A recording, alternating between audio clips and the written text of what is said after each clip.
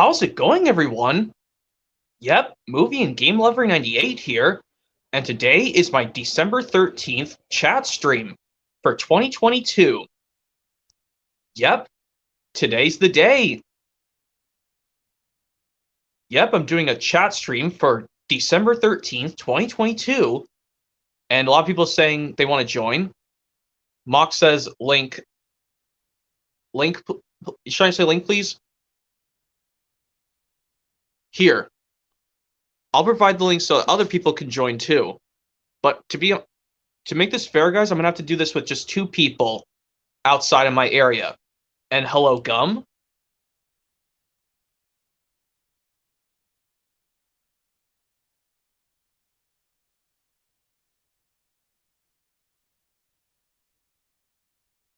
Guest.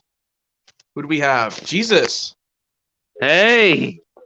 Jesus, welcome to my December 13th chat stream. Yeah. How's it going, mate? How's it going? Good? Yeah. Yeah, I was just telling the viewers I can only have 2 people joining me outside since I have to do this outside, since there's not enough room in my place right now. And let's try Gum first. Long time no see, Gum. Hello. Let's see what you got this time. Mickey's Magical Christmas. Snowing in at the house. I used to remember that as a. I think I watched it as a kid. Honestly, I think I need to watch it one of these days. Had it on VHS, but got it off eBay yesterday. Okay, I thought it was going to be the reprint from like 2000 something. I think it's 2012. Okay. Yeah, and William Waldrop says, "What's up, dudes? We're just doing amazing." William Waldrop. Yeah, I was even telling the other viewers out there, guys, that I can have 2 people joining me at a time.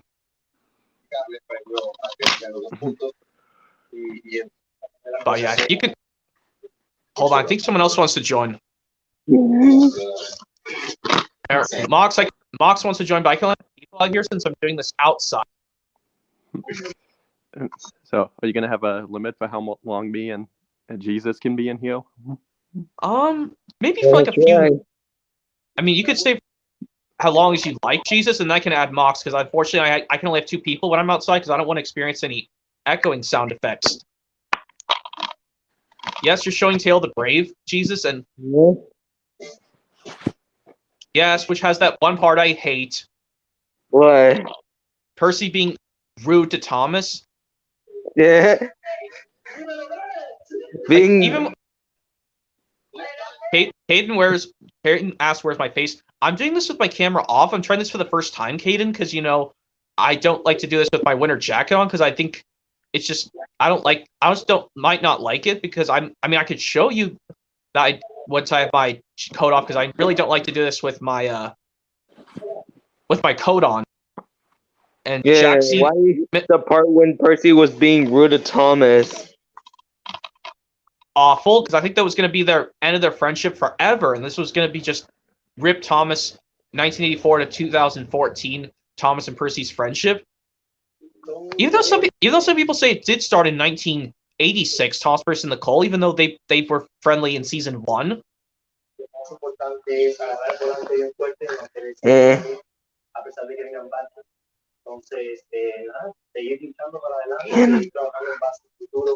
Yeah, so you have any plans for Christmas, Jesus?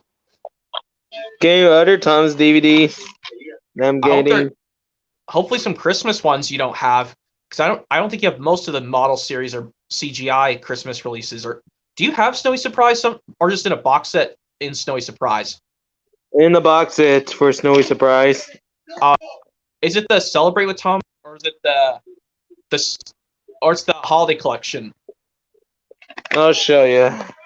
Okay.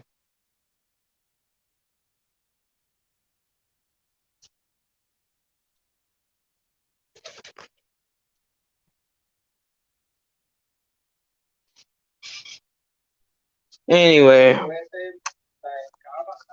this is the one that has Snowy Surprise. Yeah. And William asks, who's excited for Christmas? I am. So same here, William Waldrop. Just showing this disc. Yeah. And yeah, Gum's watching everything. Yeah. Also, fun fact. When I put this in, it contains the Blue Mountain Mystery trailer at the beginning. Yeah.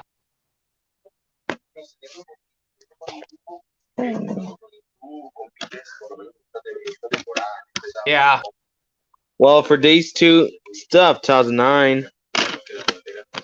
Like they just feature Hero the Rails trailer, but Snowy Surprise has Blue Mountain Mystery trailer. Yeah. And Darian Williams says hi. Hey, Darian Williams. And AR Dude, what are you guys hoping to get for Christmas this year? Hopefully some cool games, AR Dude, or maybe some cool movies. Well, I'm getting that thing you told me about in your community post the other day. Oh, what was it, Gum? The JAFE is something, whatever it was. Oh, you said some like video game or something? No, like that disc thing you were talking about that cleans disc. Oh, JFJ Easy Pro. I know since your double dash disc acts up sometimes, yeah.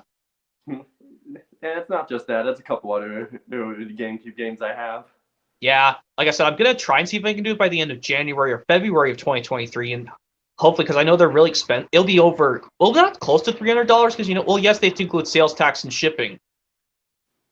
Well, actually, the one that will repair GameCube games is the easiest because, like I said, you need not only to take the plate off thing if you want to switch the plates to do it cleaning for GameCube games, but you can use it for regular size discs, like video games that do you have any Wii games that work fine, Gum? For the most part. Okay, I know you have some of the game. Oh yeah, I see you created Luigi's Mansion, Minecraft Luigi's Mansion, kind of. Mm-hmm. Yeah. Wow. Yeah, this video on my channel. Yeah. If you want to find that video, just check out my past live streams, and it should be somewhere around there. Oh, cool. Yeah. Also, hoping other people could possibly join. Cause yeah. Let's see. Yeah. But yeah, like I said, I know you have some of the Wii games that I have, Gum, like say Mario Party 8 or. That one I actually had to get a new copy of last year. Of Mario Party 8? Yes. Okay. I remember just taking it to a disc replay to get it resurfaced because it was scratched up because it was just like a little scratched up, yeah. Yeah, like I said, yeah, I'm pretty sure like when I got resurfaced, it plays fine now. Yeah. And William Waldrop says, I hope I get Seinfeld season 6 to finish my Seinfeld DVD collection. Well, even though there are 9 seasons of Seinfeld. And someone new VHS DVDs Blu-ray previews Australia says what's your opinion on Mario Kart 2007 game? I don't know honestly because I think I've heard of it but I just never played it. Oh, which one? I think he's talking about some kind of like arcade game or something. I've heard of that but never played it. Yeah, more people are trying to join, guys, because I think Mox and someone else wants to join. I think I'd love to let them take turns, guys, because I can't have more than 2 people out here. So which one of you guys wants to stay and which one of you guys wants to leave? Would you like to stay, Gum, and Jesus can leave so Mox can have a turn? Sure, because I have a few more things in here I want to show. Okay. Yeah, Jesus, I think is it okay if you leave so Mox can have a turn joining? Oh, wait, he's muted. I can't. Yeah, it'll be okay. Are you sure? Okay. Because like I said, I want to have other people have a chance to join, yeah.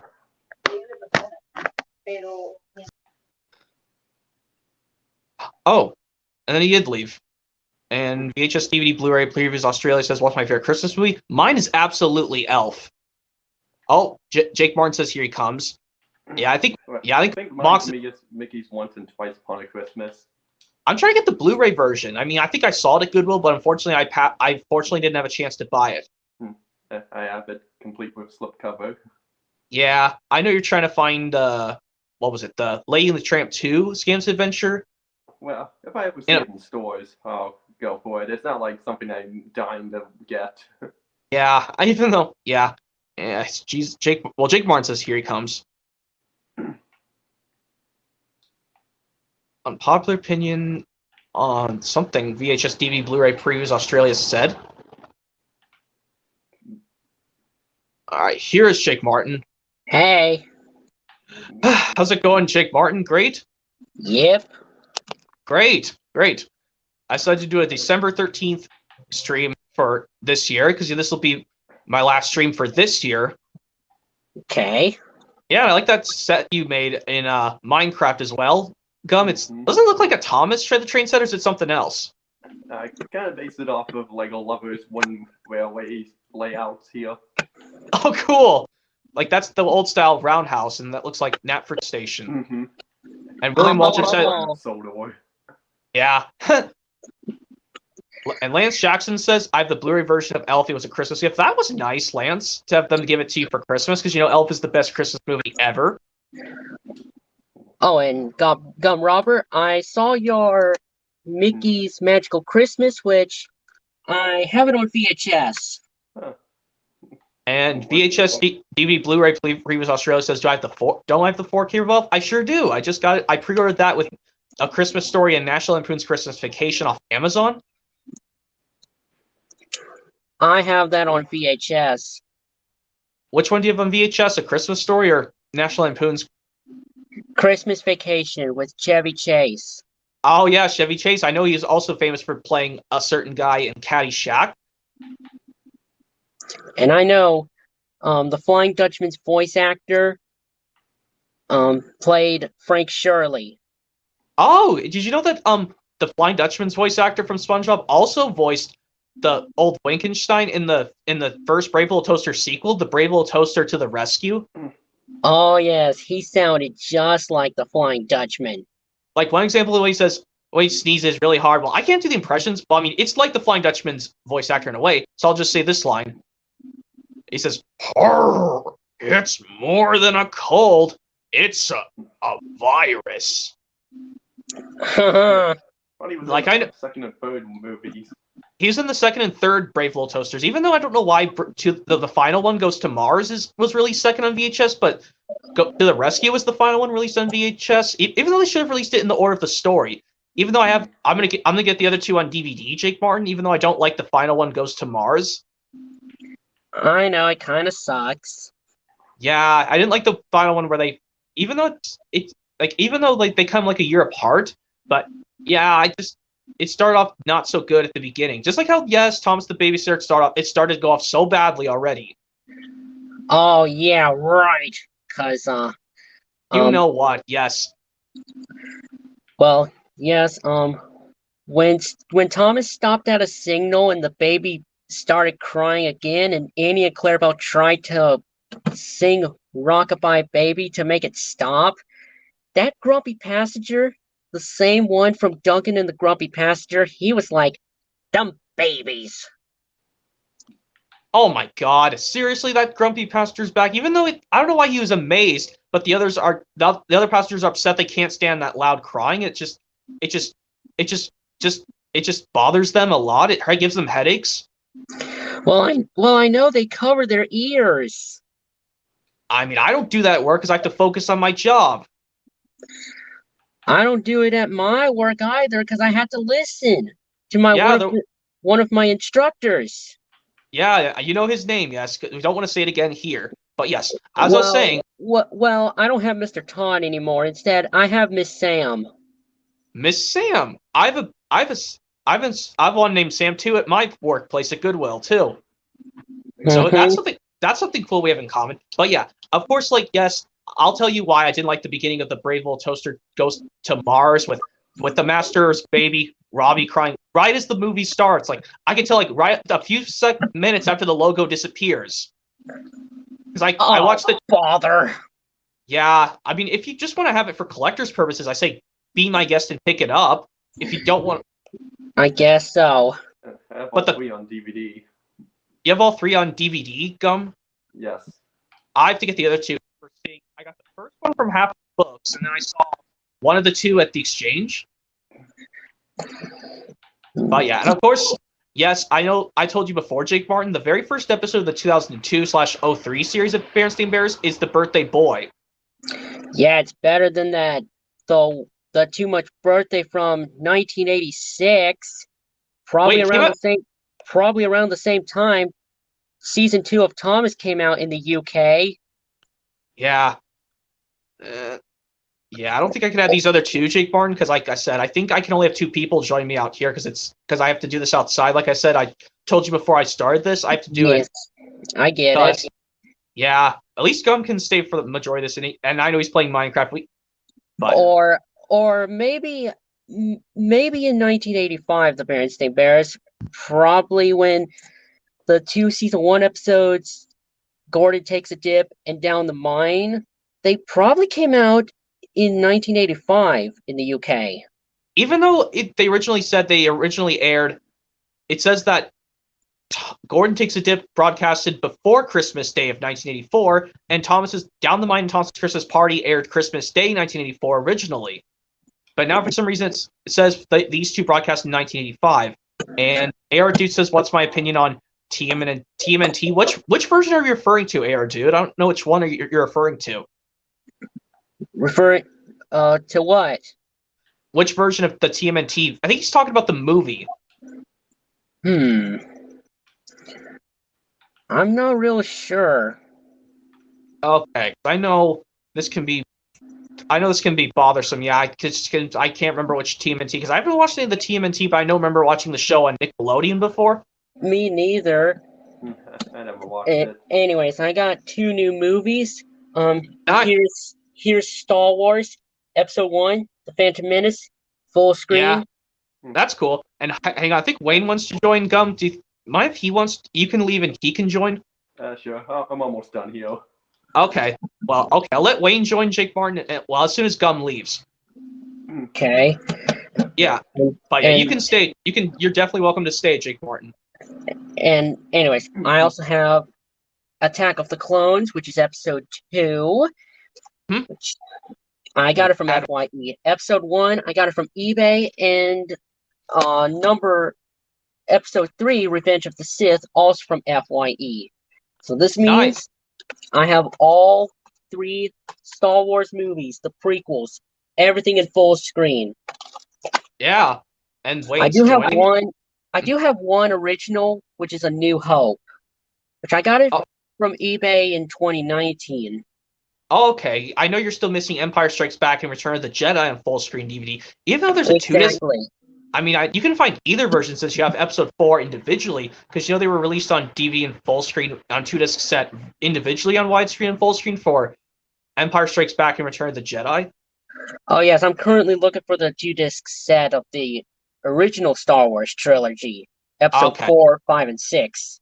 Yeah, and Gum says, hang on. Hold on, let me get Wayne back. I think someone was wrong. Can he see us? I don't know. Can he see us, Wayne? Hold on. And AR Dude says I have to go now. Bye. Okay, see you, AR Dude. Have I seen Die Hard, Darian Williams? I don't think I have. I've heard of it, but I just haven't had a chance to watch it because, even though they might be considered Christmas films, but yeah. And Gum says he has the prequels in the 2008 box set, saying that original trilogy. I used to have the original. No, I had the original trilogy in that 2008 set, but I wanted them on Blu-ray because I have a Blu-ray player. I was like, why not? And I don't think I'm gonna get any Die Hard movies because they're somehow rated R, while the 4th one was PG-13, which is strange if you ask me. Yeah. Hang on. Yeah, Wayne's having some trouble, Jake Martin, but at least we can still. Yes, I think I can try to do some of that dialogue I improved better in Bully for You of Dragon Tales. Well, and also, I got the Thomas DVD, Tale of the Brave, finally. With one part that we do hate, that stupid old Percy being an idiot, psycho to Thomas. Yeah, even though I was like that both Percy and James got punished at the end too, because James was the one who started this in the first place.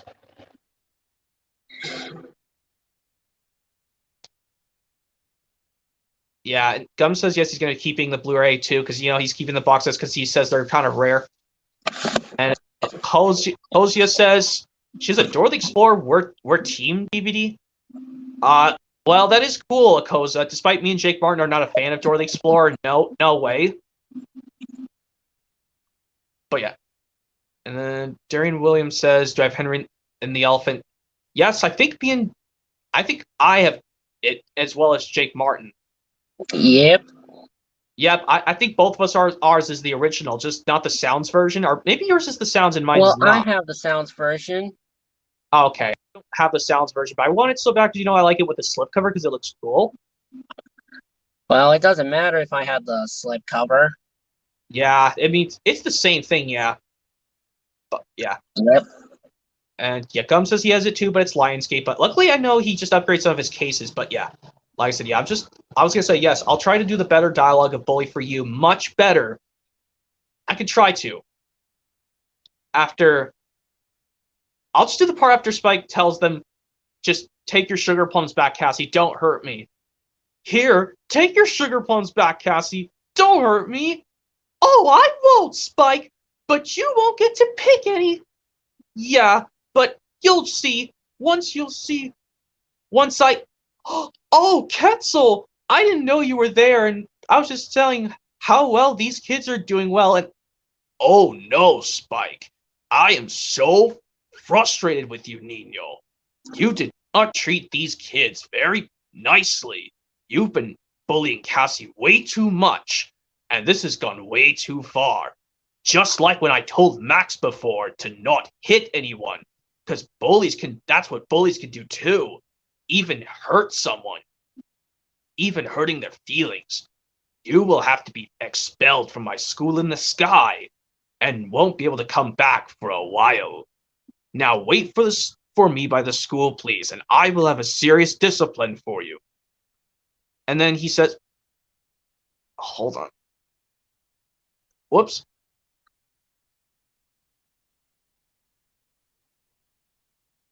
Shoot. Let me see. Is this working? Hopefully. Does this work now? I think Wayne should be able to hear us. Oh, bother. Not again. He was able to join my friend's early birthday stream before, Riku Jr. Gomez. But yeah, back to what I was saying about the other one after Ketzel says he's very upset with Spike. Yep. Who is voiced by the same actor who voiced Max, Danny McKicken. Oh. Yes, that's what Flick had told me before. But yes, Dang. and after just like Carrie Shell voiced both Sir Topham Hatt and Gordon, and maybe James and Henry, yes. and even Devious Diesel, even Alan Marriott voicing Scoop, Travis, Mr. Bentley, and Spud. I know, and yes, and also like after Ketzel says to Spike, "Wait there, please, by the school for me, Spike, and I will have a talk to you about your discipline. From you will have to be kicked out from the school, and once the school day's over, I will have a talk with you, and you'll be in big trouble, and you'll get to hear it for real. I never get to have fun with these dragons and kids. It's all their fault." No, it's not. It's your fault, Spike. Yeah, it's your fault, Spike. You needed to be nice to me. Even though I have to take care of my brothers and sisters and be nice to them, you did the same thing. Exactly. Now, wait there, please. Please, right now, Spike. Thank you, Ninos, for telling me what's going on. As a special treat for all of you guys, including you, Cassie, we will have a special treat for you for me being proud of you for standing up to a certain bully. You'll see it as a surprise when we get back, but Spike will not get any because he is in big trouble. Yeah. He has caused confusion and delay twice in one day. Yeah, and also like when they well also like say what is that going after? Oh yeah, after when yay! Now I get a special reward for sending him to a bully. I can't wait to see the special treat. Look, niños, delicious blueberry cupcakes and cookies. I love blueberry stuff. Oh, thank you, Quetzal. You're the best teacher ever. Oh, don't mention it, big girl Cassie. You were brave enough to stand up to Spike when he was being rude to you. And yes, we do not see Finn in this different version because that'd be until season 2. Yes, my all-time favorite, Cassie the Green-Eyed Dragon. But yeah, and also yes, you I don't think you can try. Actually, I know there's a certain point. I know there's an episode I remember watching. I remember. Oh, can I tell you this? I know you don't have Oliver and Company on VHS or DVD yet, Jake Martin. Of course I don't. Yeah. Can I tell you, like, this one part in Lucky Stone when Wheezy says, whoopsie daisy? I'll just say one of the characters says that in Oliver and Company, too. Basically twice. Well, you have to watch Oliver and Company to say that is true. We see other characters saying whoopsie daisy.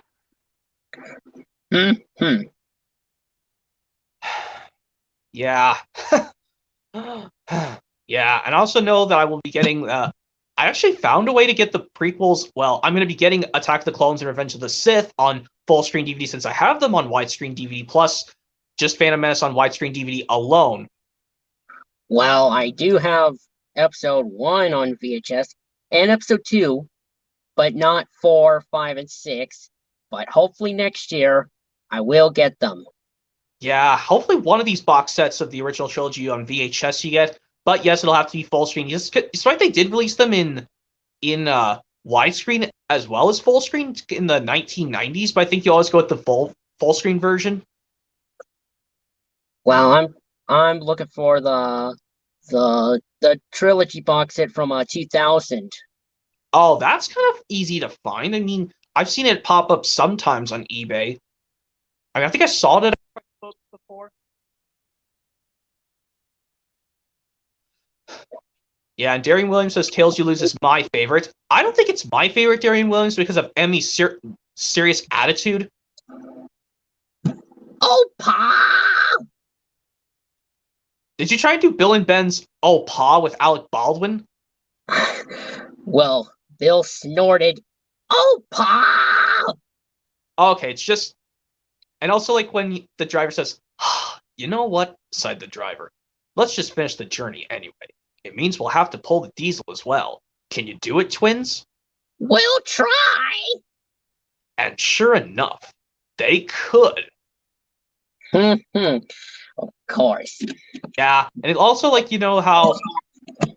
Yes, like, Tails You Lose, yes, I told you before, yes. I know what it reminds me of, so I'm not going to explain this again. But you know how, like, instance, like... The Thomas Way from season 17?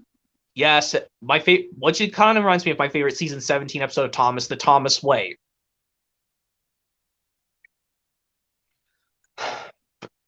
But yeah, I know that I'm gonna probably get the Dragon Tales Let's All Share VHS because at least there's some episodes I can get over just fine.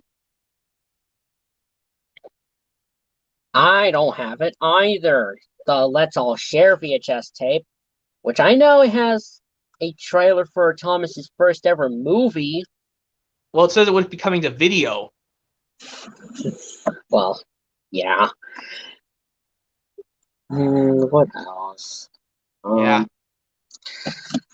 And if I could remember, I'm also planning to get the Keep on Trying VHS tape, I think, with Rope Trick, because when Max was unable to tie a rope, his voice did kind of change when he says, "It's not fair." If I could remember what other dialogue he said, if I should have hear what he said in the first place before I got into your chat stream.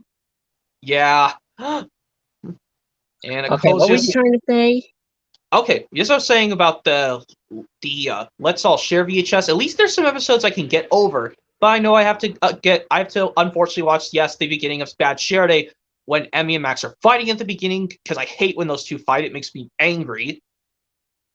Over that dang keyboard. Yes, but I would have loved if their dad would have told them off saying, "Emmy, please give the keyboard to Max. You know better than to please share the thing with Max. Give it to him right now, or you'll be in big trouble." Actually, I could try it myself. I can do the part from the beginning of Bad Share Day if you don't mind. That'll be fine. Yeah. Mom! Emmy isn't sharing the keyboard with me! Well, try to find a different toy to play with till it's your turn, Max. And then I'll say to Dad, "Emmy, you know better than to share with your brother Max. Give the keyboard to him right now. You've been playing with it all day, or you'll be in big trouble." Yeah, Dad is right, Emmy. Please give it to me so I can try it out. Yes, Max. Sorry, Max. And Mom and Dad. Okay. You added that Emmy singlets. Yes, Max. Sorry, Max. Kind of like saying James says, "Yes, sir. Sorry, sir." Or maybe Gordon. "Yes, sir. Sorry, sir." Yeah.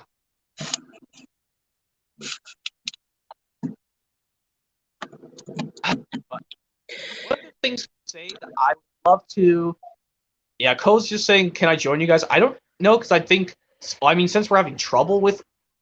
Even though I think I sent Flicka the link so he could join if he could try to, Jake Martin, but if not, it's just going to have to be just us. Yeah, because I know Wayne is having so much trouble getting in there. Yeah, even though I literally provide the link to the stream in the comments section, the live chat comment.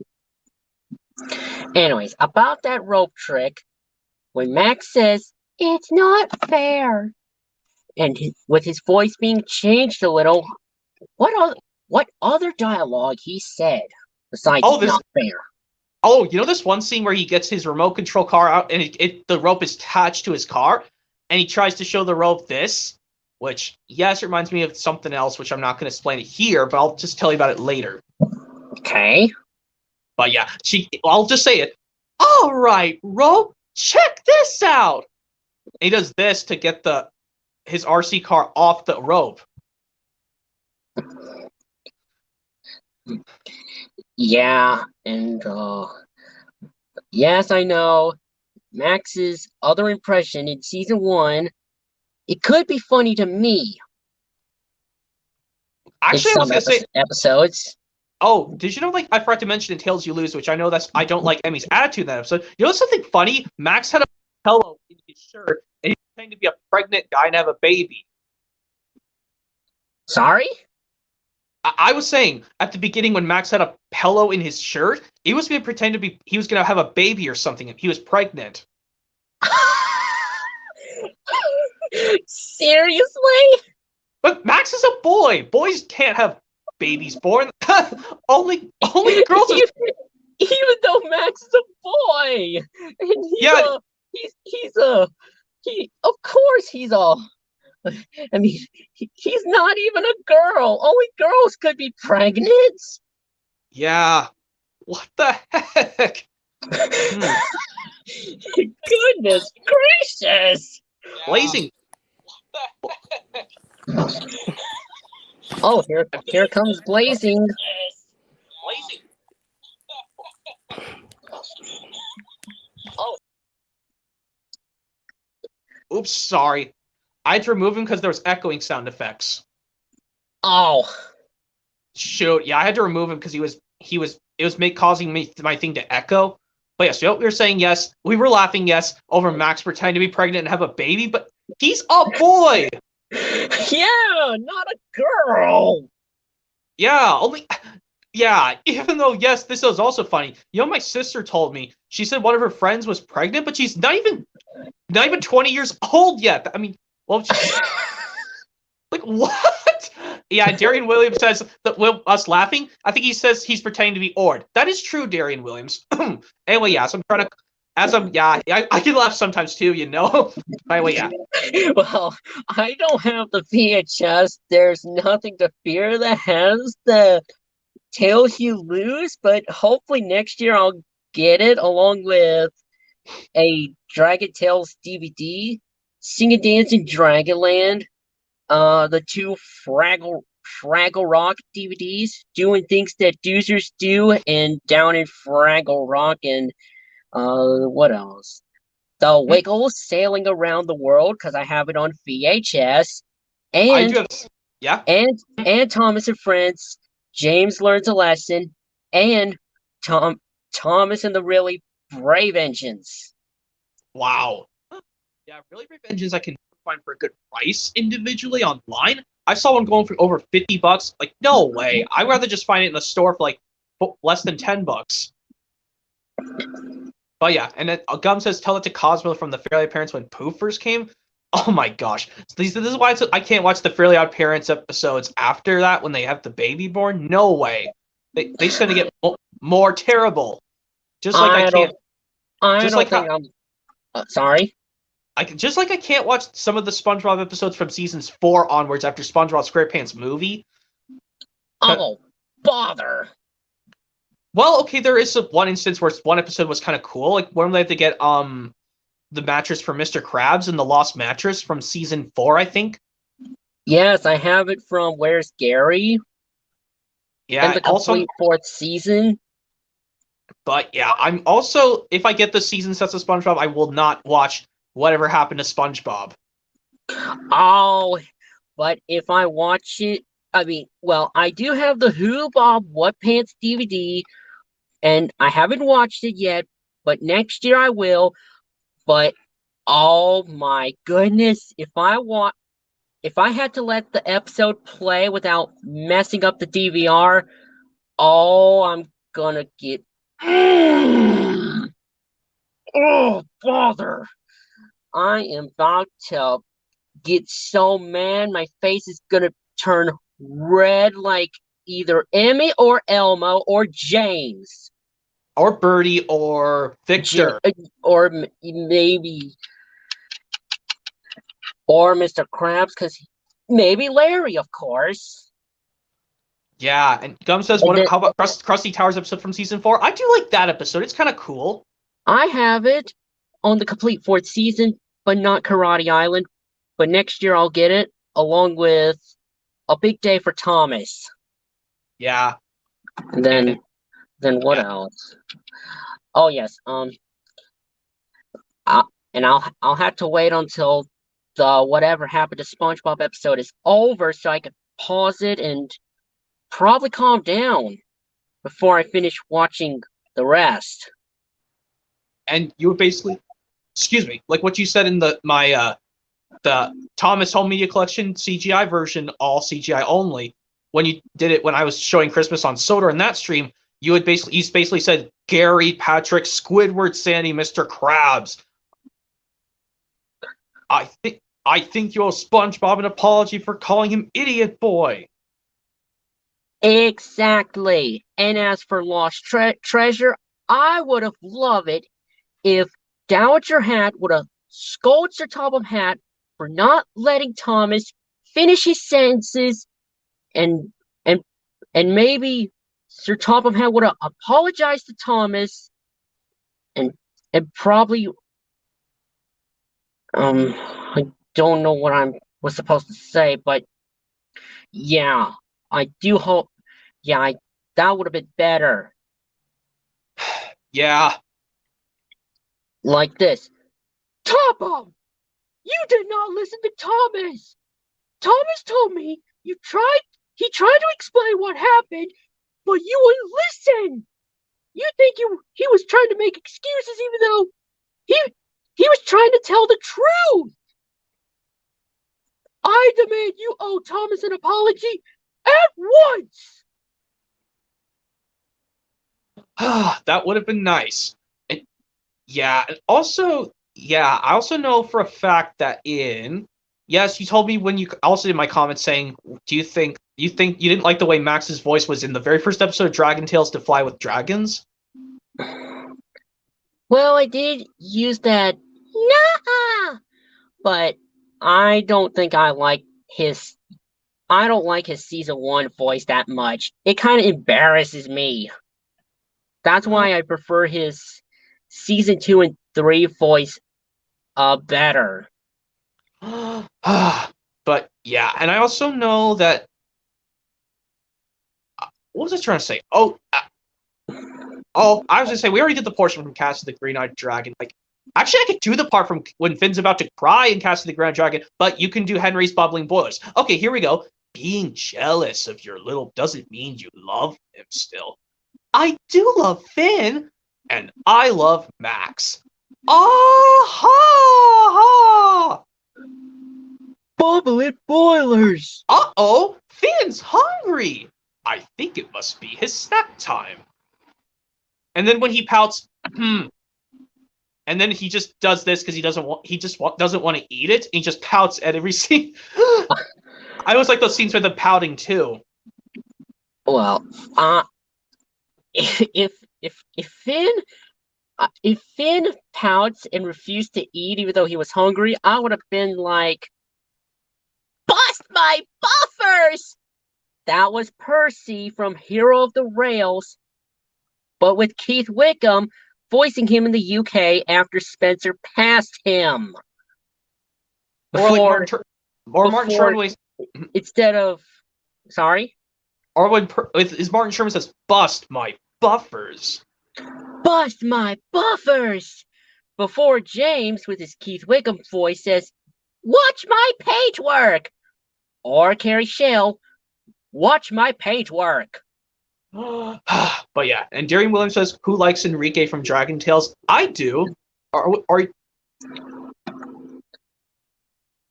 I'm starting to enjoy those season 3 episodes because I do have 2 on one DVD, Experience New Things, which it does have Moving On and Hello, Miss Tips. Yeah. And also, yes, yes, I remember when Finn does kiss Cassie and Cassie does giggle.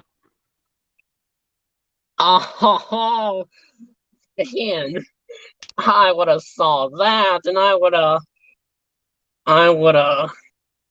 What would you do? Smirk? Just blush. Maybe. I don't know if I should smirk or blush, but yeah, maybe blush.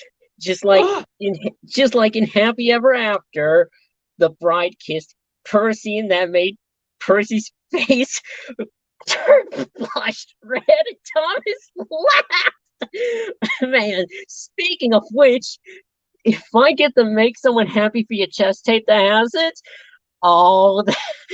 that bride kissing Percy is gonna make me laugh. Man, I can't stop laughing. Me too. But anyways, but if I record the episode clip, which could be found in Sir Topham Hatt's scrapbook, yeah, I'll have to find a way. No, I'll have to try my hardest not to laugh. But yeah, and yeah, what would you react to if, like, when Cassie pats Finn on the head in Room for Change after she says to him, "That's right, Finn," and she does. Oh, I smirked at it instead of laughing. Well, I should have laughed in the first place. Yeah. Oh, and just like when I was watching that first season 12 episode of Thomas and the Billboard, taken from High Speed Adventures, I should have got mad and scowled at the part where Sir Topham Hatt, with his Michael Brandon voice, scolded Emily, James, and Gordon for not doing their jobs. Like, I should have got so mad, like, Michael Brandon! Can you please not use that gruff tone of voice like that? You could get sick! Yeah, like just like I don't know if David Mitten died when he yelled too much and he got a heart attack, or maybe he did get a heart attack just not yelling, but he still got a heart attack and he still passed away in 2008.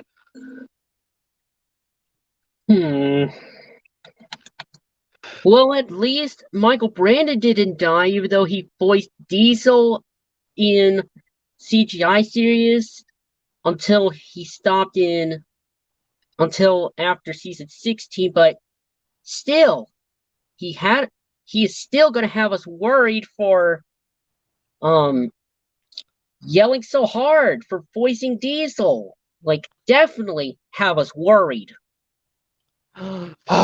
But yeah, and also even Martin Sherman in maybe in King of the Railway, or maybe season 17 and up to season 18. Because I know Martin Sherman was trying to make Diesel sound familiar to Michael Brandon. Excuse me. Yeah, Darian Williams says, "How much are you a Percy fan?" I'm really a Percy fan.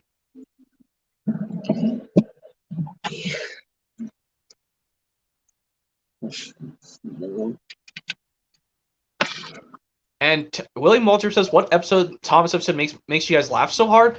I don't know of a certain one. No, we can't add Blazing. He's just going to cause that echo again. Oh, heck no. Yeah, sorry, Blazing. I can't let you join. The part when Henry goes down the hill and Big Strong Henry and Michael. Yeah, that's funny, Gum, in Big Strong Henry. Oh, I have the Big Strong Henry episode from Thomas and the Treasure, because I know Henry hollers, yes, when he rolled down the hill, pulling too many hay cars, he did cried, "Help!" And then when he derailed, whoa! And then he goes, "Oh." Yeah, and Tyler Brown says, hello, Tyler Brown. But yeah, I know for a fact that, yes, I know how, yes, I think, I don't mind that, even though they don't let Rocky speak, even though he should have been, Edward Strikes Out should have been before Big Strong Henry in season 10. Yeah, like darn Hit Entertainment, can you please put Edward Strikes Out before Big Strong Henry? Or in season 9, put Toby Feels Left Out before Renaissance and the Dinosaur. Of course! Because that when Sir Tomat announces the Solar Museum will be opening soon, but for some reason it's already open in Renaissance and the Dinosaur.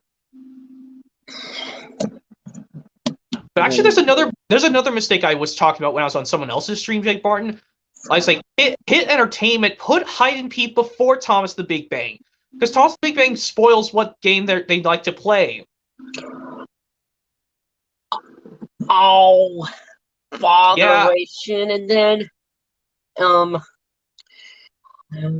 what else? Oh yes, of course, Hit Entertainment and Universal, they still kept the intro from seasons 13 through 18, and they still kept Martin. They still kept Thomas with his Martin Sherman voice, even though he was voiced by Joseph May in all these episodes. But I guess they didn't have. I don't know if they have money to make Joseph May redub Thomas's lines from the original Martin Sherman voice, but they could still keep the original for Wild Water Rescue, since it has 5 season 16 episodes, and Tales on the Rails with 2 season 18 episodes. Yeah. But get that. I love how in seeing these scenes, Christopher Ragland was able to redub Percy's lines from the original Martin Sherman voice when it shows flashback from the episode from season 17, which I don't know what it's called. The Missing Christmas Decorations, because that's the only time we get to see Diesel 10 in a TV series episode. Oh, yes. The Missing Christmas Tree. I mean, what was that again? The Missing Christmas Decorations, where it's kind of like a version of. decorations, the missing Christmas decorations, not the tree from season 2. What am I doing? It's fine, but yeah, like I said, it's kind of like the version of How the Grinch Stole Christmas, where Diesel 10 is the Grinch and he steals stuff in the sheds. Oh my goodness! Like Percy could be one of the Whoville residents. Like, you have the original How the Grinch Stole Christmas, right? Well, yes. Okay. From Warner Brothers, but I don't have the live action from 2000 with Jim Carrey. Okay. It's an alright remake, but I know how the Boris Karloff version is the best How the Grinch Stole Christmas. Oh, I did see it in the movie theater back in 2018. Yes, 2018. I mean, Okay. or maybe 2019, I'm not sure. Okay. And Akoza says, what episode do I hate on Dragon Tales? There's a few I don't like at all. I know it's no hitter, much ado about Nautilings. Yeah, no hitter, Big Funky Cloud. And Finn's Blanky. Which, yes, I took screenshots of them title cards at the beginning instead of showing those scenes and put the Thomas and Friends characters looking very cross and said, bother. Like, yes, I put the first one with Thomas, who's very cross after watching the Bully for You episode. Well, when he says, bother Bully for You from Dragon Tales. And for Finn's Blanky, you put Bill and Ben. Oh, yes, from Double Teething Troubles, when they were arguing like this. That's my line of cars! It's not! It's mine! Yours is over there! It's mine! It's not! It's mine! It's not! It says, stop quarreling, you two, or the only thing you'll have left to share is trouble. Silly! Silly yourself! Bill and Ben, behave yourselves. It's clear to me that we need another Diesel to help out. There is only one available. He's keen to make an impression. If I were you, I'd get back to work. That's the final time we get to see Boko talk. And other than that, he makes appearances in some scenes without saying any dialogue. Yeah, and then oh yes, Big Funky Cloud. I put Edward, who's looking very cross from Escape after Donald said. Douglas said. It's Doug. It's Douglas, or I think so. I'm not sure. And yeah, he doesn't say anything when he's mad after Douglas says, "Come on, Edward, stop gossiping in the sun when there's work to be done." Oh yeah, right. And then no hitter with Percy from Magic Railroad when he says, What legend? And before Henry says, of an engine whose magic makes her more powerful than Diesel will ever be. That's why he wants to find her. And let's see, oh yes, the Berenstain Bears, Too Much Pressure. I found it on the Fun to Lesson DVD, and yes, I flipped out and I almost punched myself in the nose, which, yes, I'm not supposed to do that, but I couldn't help it. Like, because that Sony is an idiot. Like, I know you, when you were so mad at that part that you, if I could talk, excuse me. It's okay. Oh, yes, kind of familiar that when you are watching that part that makes you mad was Percy being a jerk off to Thomas.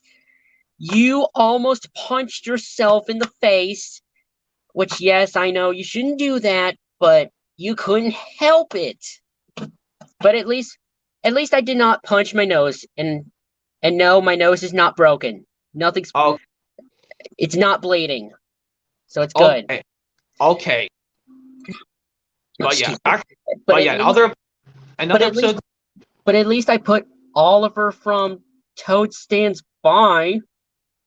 Excuse me. Oh, which scene would that be from? Like he says, when he was next to Toad. He says, "No, Duck. Toad's right. It's really my fault. I must put this trouble right." And then,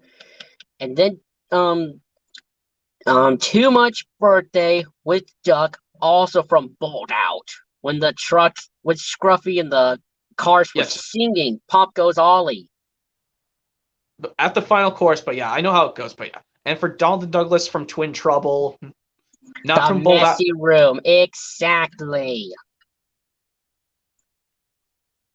Yeah, Donald and Douglas from Twin Trouble, rather than Bowled Out. And Gum asks whatever happened to taking turns. Gum, we had some.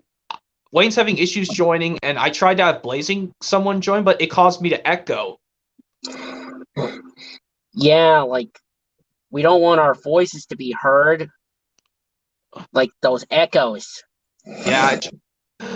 But yeah, back to what I was saying, other episodes. I think the one we put Henry saying bother much to you about Nodlings, I think isn't that the part from What's the Matter with Henry when Henry explains with his disgusted face, "My boiler's grumbling."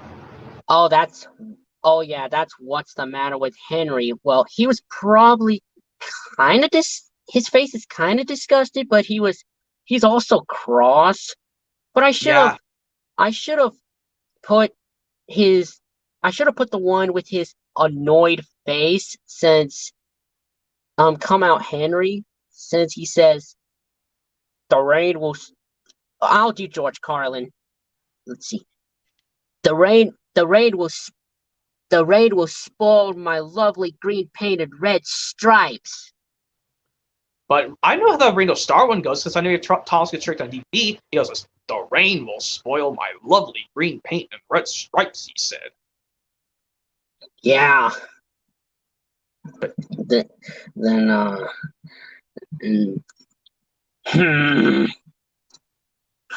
could remember. Aha! I know I made an image of Cassie looking very cross when she saw her friends paying attention to Finn, and then I added a image of James from Pop Goes the Diesel when he was. Or Diesel's Devious Deed. I mean, not Pop Goes the Diesel. Diesel's Devious Deed when he was passing the troubles and trucks, like when he rolls past. I meant to say when Henry, and Gordon are going to their sheds. And Gum says, funny how they don't say with red stripes after the episode. No, in Woolly Bear, Thomas does say to Percy in Woolly Bear, "Green caterpillar with red stripes," continued Thomas firmly. "You crawl like one, too." That's another one. That's another one, Gum, they say with red stripes, when Thomas tells Percy that you're a green caterpillar with red stripes, and he crawls like one. Yeah, and William Waldrop says, "I wish the George Carlin version of Come Out Henry and Henry to the Rescue were on DVD." Well, there's a Thomas Gets Tricked VHS with George Carlin that does have it, or you can watch the Shining Station episode, The Mysterious Stranger, that has them. Yeah, and then, let's see. Well, I do have the Ultimate Friendship Adventures DVD, which I did not watch yet, but next year I will, along with the SpongeBob DVD, Who Bob What Pants, and then I'll get the Dragon Tales Look on the Bright Side VHS that has that trashed last spicy hot garbage episode. But I'll have to let the tape play without getting it messed up. Well, DVDs, it won't hurt them if you do skip the episode, because with DVDs they're much easier, they're much harder to mess up than VHS tapes, because with VHS tapes they have analog signals, but with DVDs they just put it onto a file. Well, and as for Do the Right Thing, I'll have to let the Much Ado About Nodlings play as well. And then, speaking of which, next year I'm planning to get it the Do the Right Thing VHS tape, along with Let's Be Friends and the um the Wiggles VHS tape, Wiggly Wiggly World, Bob the Builder, The Big Game, and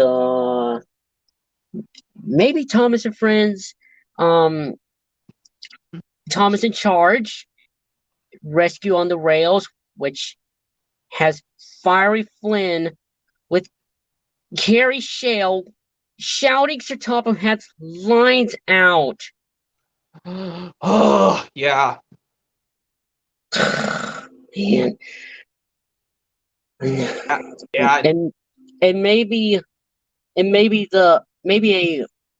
Sing a Song of Wiggles on DVD, of course, because I do have You Make Me Feel Like Dancing.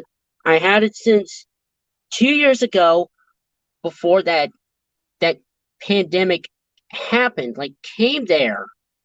Yeah. And then Look on the Bright Side. I think I'm getting it along with Up and Away, the Thomas DVD, and the Wiggles Toot Toot, and Wake Up Jeff, and maybe other stuff if I could remember. Like, I'll have to look up my pictures later. Yeah, and also, like I was telling you, yes, I found some DVDs since we could meet up in person sometime, like hopefully after your birthday passes of Valentine's Day, aka your birthday passes. Yes. And Thomas's Media Corner 2001 says we'll be able to upload more Oliver and Company clips. I actually will do that once 2023 has eventually started.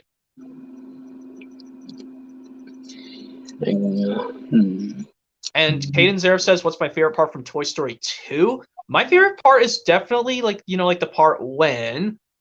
Oh, I actually do remember the part, like, when the Roundup Gang does this. Like, I know you don't have Toy Story 2 on VHS either, Jake Martin. Oh, don't be silly. I have Toy Story 2 on VHS. Oh, right, but it's not the first one? Or do you have the... I have... Oh, shoot, Same goes to the first one, too. Oh, right.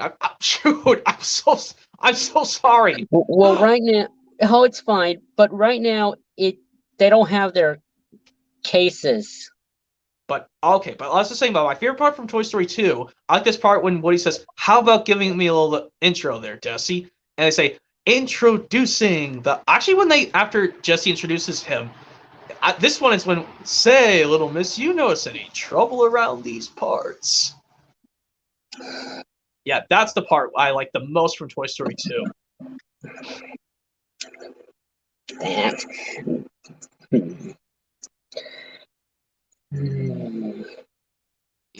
Caden says, what's my favorite part from Lightyear? I'm not really sure, Caden Zaref. I'm not so sure. I think I would have to pick the part when they're trying to escape, I guess, from like the space station that was falling apart, and they try to run away. Or like the part when they're in the place eating space food.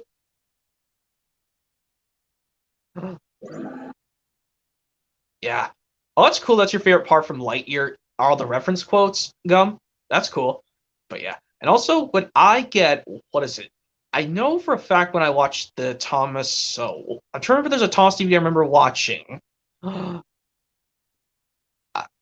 trying to remember. Like, I know that I watched, I think it was Renee's on the roller coaster. I think it was. Hooray for Thomas. Yes. Yeah. Renee's in the roller coaster from Hooray for Thomas. Yeah, some people said they don't like Renee's on the roller coaster. I was like, I found it okay that they're trying to film it like a roller coaster, but they don't like have any. They're just filming it at different angles of the camera, so it looks like it's like a roller coaster ride.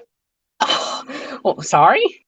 Like when they're trying to make the thing look like a roller coaster, but they just do the camera at different angles. Yeah, like they're just trying to do it like roller coasters were. Yeah. Who worries about those camera angles?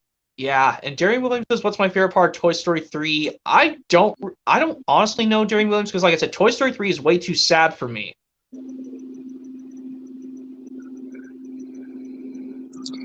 Oh man. Well, I thought the ending of Toy Story 3 wasn't that sad, but Toy Story 4, it did have a sad ending. But even though I didn't bother feeling heartbroken, I meant to say, It's fine. and at least I did not cry, because I always try to act normally, because like you when you saw Percy's sad face in full CGI, I mean worried face in the smelly kipper, you almost shed a tear in your eye when you try to act normal. Yeah. Like I know there's another example in season 2 that Percy makes that worry face identical to the worried one in the smelly kipper. There's also an instance in Percy and the Signal from season 2, like when he says, when after his driver says, "Stop! You're going the wrong way." But it's a backing signal, Percy protested. Told Gordon and James. The driver laughed and explained. "Oh dear," said Percy. "Let's start quickly before they see us." And what was I trying to say?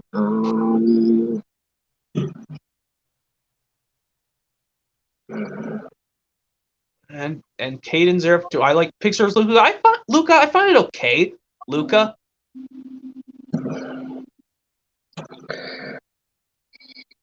Robert says he shred a cheer when he got emotional at Toy Story 4's ending. Oh.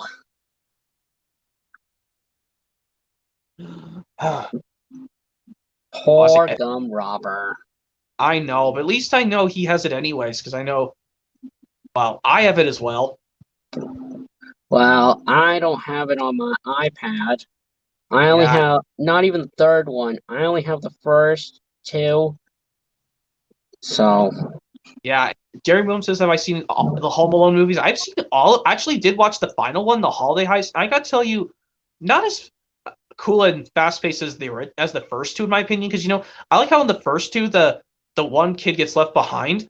That's how it gets entertaining much faster, in my opinion. That's why I like the first two with Macaulay Culkin playing Kevin McAllister the best. Well, I do have Home Alone 1, 2, and 3 on VHS, but not the fourth one and the fifth one. I mean, you could get the 5 Home Alone movie collection on DVD, so you can have the final one, or you'd rather just get 5 on DVD alone. So alone is fine, and then I'll get the fourth one on VHS. Okay, because I have the 5 collection on DVD. Yeah, and then what else? What was I trying to? Oh yes, I did make an image of Toby taken from a cow on the line when he's. Oh yes, I took a screenshot of the title card that appears at the beginning of Miami or Bust, and then I put Toby looking cross from a cow on the line. Yeah, not his very cross face from Emily Knows Best from season 9, or maybe from Howard Laurie when he's. He was. He kind of looks a bit mad, but his season 3 face kind of looks like if he was furious. Like the one where he does it in Mavis introductory when he says, "Freight cars," he grumbled, "should be where you want them when you want them." "Fiddlesticks," said Mavis, and flounced away. Or maybe in Howard Laurie when he says, "Toodle." "Come along, Toby," interrupted his driver. "Don't bother at all." Oh yeah, and Gunn says, "I find funny at the end of Home Alone 2. I find funny at the end of Home Alone 2. After his father yells out, "Kevin, you spent $967 on room service." That was kind of outrageous. Well, I mean, it was the ending because at least they didn't add an additional scene at the end of the film because Kevin was going to get in big trouble, but they just shows what's going to happen at the end, and then just cuts to the end credits.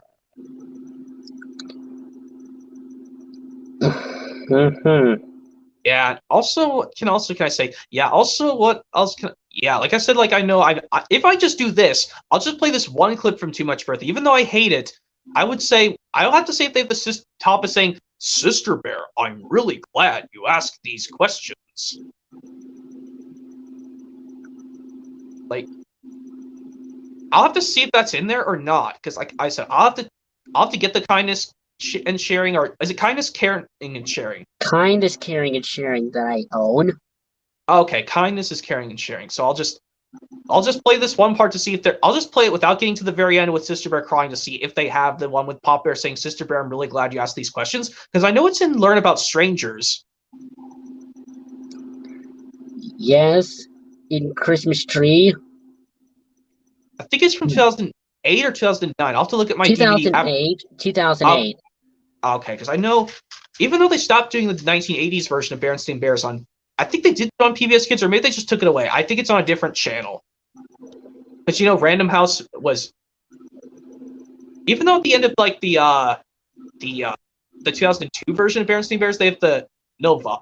What's the Naval logo? No, that's a different logo. It's this green symbol with the letters A, double G, and O. Because I know that for a fact, because these Berenstain Bears 2002/03 series DVDs are owned by Sony, I think. Yeah. So I'll have to watch this one episode on the end credits just to be sure. But I said if I get that DVD you said it has too much pressure, I'll avoid it. Because luckily it's not the last episode, which is good. Exactly. Because if it was the last episode, I would have trouble. Because I know you never, ever, ever watched iCarly. Of course I did. Of course I don't. I mean, you were 3 when it came out, iCarly, because it aired in September of 2007, and you were 3 already? Yeah. Well, I can tell you these episodes I hate of iCarly. Yes, it's the original iCarly before the revival came to Paramount Plus. There's 2 from season 1 I dislike. There's a couple from season 2 I dislike, and a couple from season 3 I dislike. Yeah, I'll just say them in chronological order because I know the episodes in episode order of iCarly the best. Even though I like Drake and Josh more than iCarly, I'll tell you. Yeah, these episodes of season 1 I don't like. I Want to Stay with Spencer and I Promise Not to Tell. God, when I saw Freddy crying in that scene of I Want to Stay with Spencer, that scene almost made me cry too.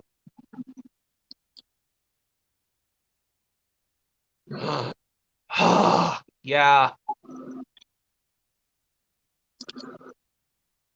Yeah, and also, because this is also worse, because every time, if I want to avoid that episode, that's where I have to select each episode. Well, even though on these ones with the newer Nickelodeon logo of iCarly of season sets, those ones I can say, I can skip those since they're bad. It skips the whole episode and goes straight to the next episode. Like, for example, in Season 2, Volume 3, there's 2 episodes I dislike on Disc 1 and 3, which on Disc 1, it's I Have My Principles. God, I hate the part with the principal yelling out so hard at the end of the episode. I hate that with a passion.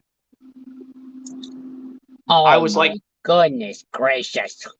And I was like, Principal Franklin, can you please stop being so gruff? Yeah, like, stop using that gruff tone of voice like that. Just like with Michael Brandon did it with Sir Tom Hanks tossed the billboard. And probably Carrie Shell in some episodes, and even Keith Wickham in Lost Treasure. Yeah. And even Gordon in Big World, Big Adventures, when he shouts out, Thomas! I would have been like, Carrie Shell! Oh, and like, yes, and what if Thomas could have just told Sir Tom had this, like when Sir Tom had told him, thank you, Thomas, thank you for sorting out those fish cars earlier, that was a very helpful job. And he says, not a problem, sir, always willing to be really useful. And then he should have asked, sir, wouldn't it be cool if I went around the world with Ace for a couple of days? I never heard of a thing like that before, Thomas. Well, since you got most of your jobs done, I would like for you to go around the world with Ace. I would like for you. It would be cool for you to go around the world. It would be cool to have another engine going around the world, and you and Ace can are off to see the world. Just be sure, Thomas, to be back within a certain amount of days, because as you know, we still have a railway to run.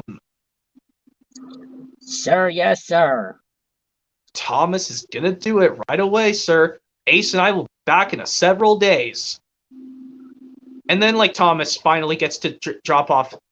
And then what if Gordon still came on all grumpy saying that Thomas, he put the fish cars at the back of the train. That's where is Thomas? And they still have to sing the song, Where in the World is Thomas? Even though Sir Thomas asked Sir Tom Hat for permission, can he and Ace go around the world first few days? And he said, sure. Exactly.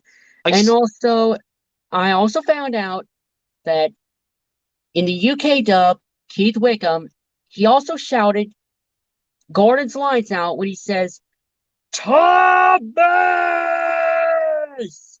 I was like, first Michael Brandon, then Carrie Shale, and now Keith Wickham. But at least this movie, Sir Tom Hat didn't yell out so hard.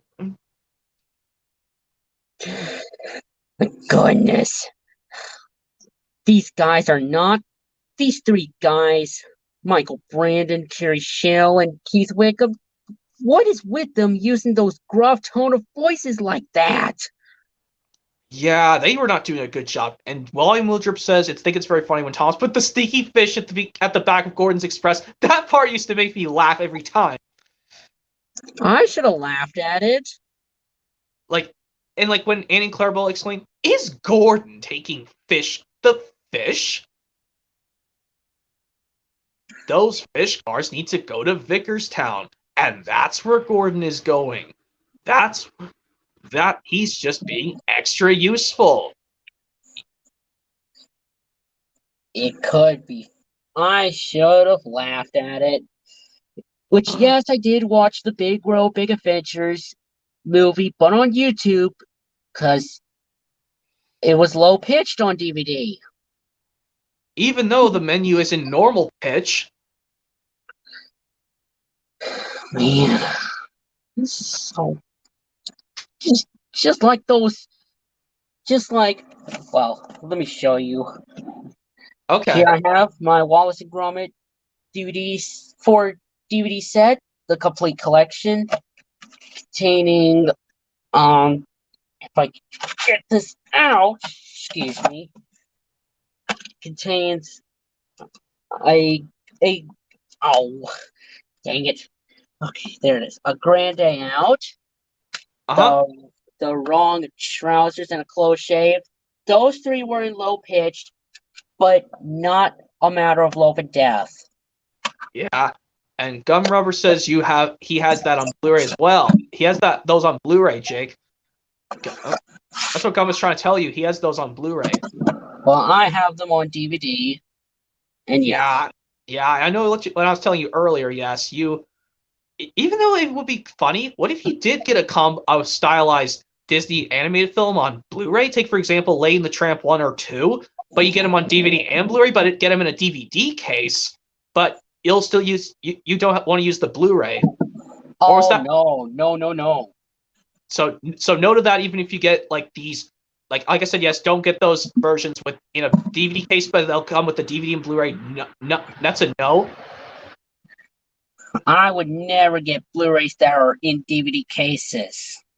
Yeah, I think it's, even though yes, you're not going to collect Blu-rays, but even though I do. Of course, I don't collect Blu-rays.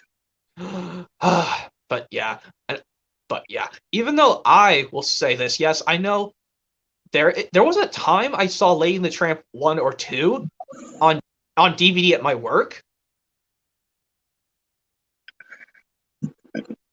Yeah. And I also saw Luca also at my work. Oh, you saw Luca at your work. That's awesome. I just watched it at someone's house on Disney Plus. Oh, I watched it on Disney Plus too at my work, even though I don't do Disney Plus. Oh, that's interesting. They still let you do it at work. Somehow. Oh, that's cool. Because because I can never ever watch TV at work. No, no way. I have to be out on the floor at Goodwill, and I have to make sure I'm keeping an eye on checking out people. And even though I can wait every 2 hours to take a break, which is good.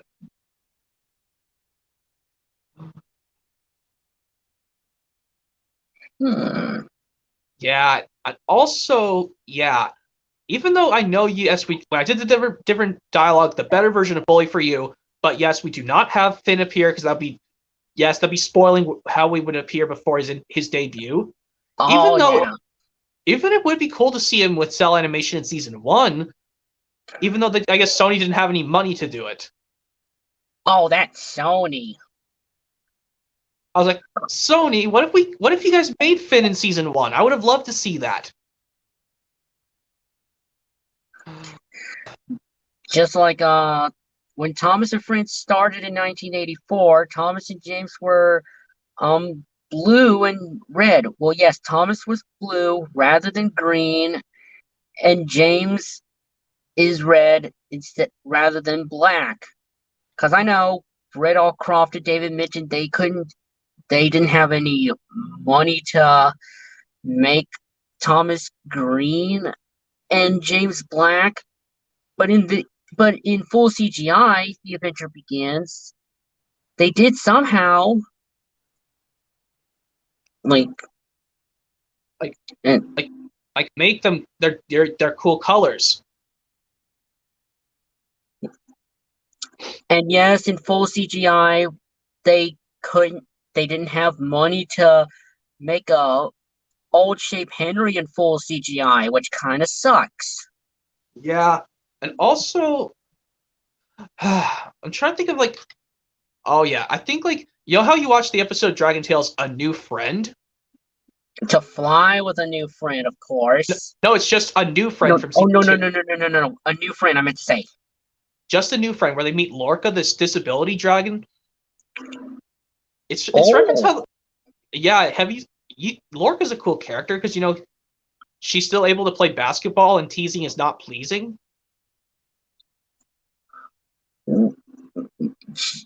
Oh yeah. Yes, on the Playing Fair Makes Playing Fun DVD, I do have teasing is not pleasing on that episode. I don't have it. I don't have Playing Fair Makes Playing Fun. You can get it on both VHS and DVD, but when you get the DVD, please make sure to skip No Hitter as soon as the intro's over, because No Hitter is bad. Well, I might skip the no hitter if I already watched it on Let's Be Friends. Well, if you get the VHS and DVD, but if you get the VHS of Playing Fair Makes Playing Fun, that's not a problem. It'll go straight to Me First Wizard. Well, of course I know it has 2 episodes that you don't like. NH, No Hitter, and Quibbling Siblings, even though next year, yes, if I get a new combo player, I'll have to let those episodes play, and so instead of fast forwarding them, so I don't mess up the VCR. Yeah, and William Waldrop says, "What's your guys' thoughts on the Thomas episode Old Iron?" Very awesome. I gotta add because of the action-packed runaway music and how it's action-packed. Like James is out of control and he left his driver behind.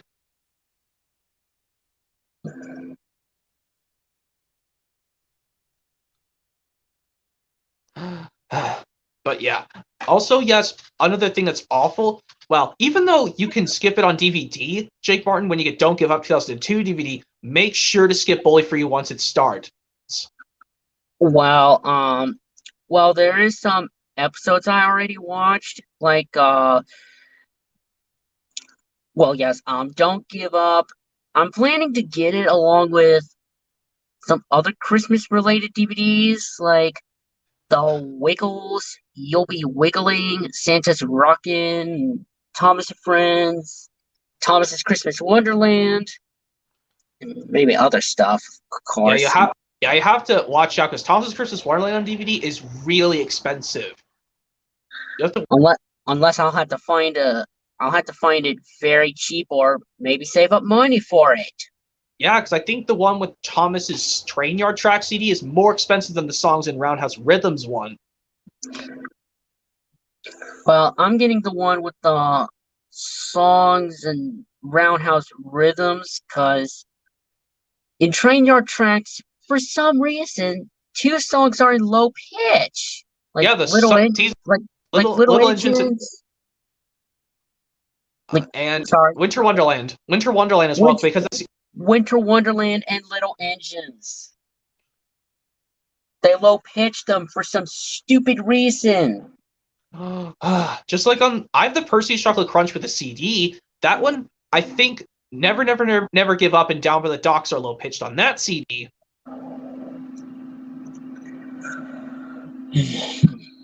And James the Red Balloon with a CD has James the Really Splendid Engine low pitched. Well,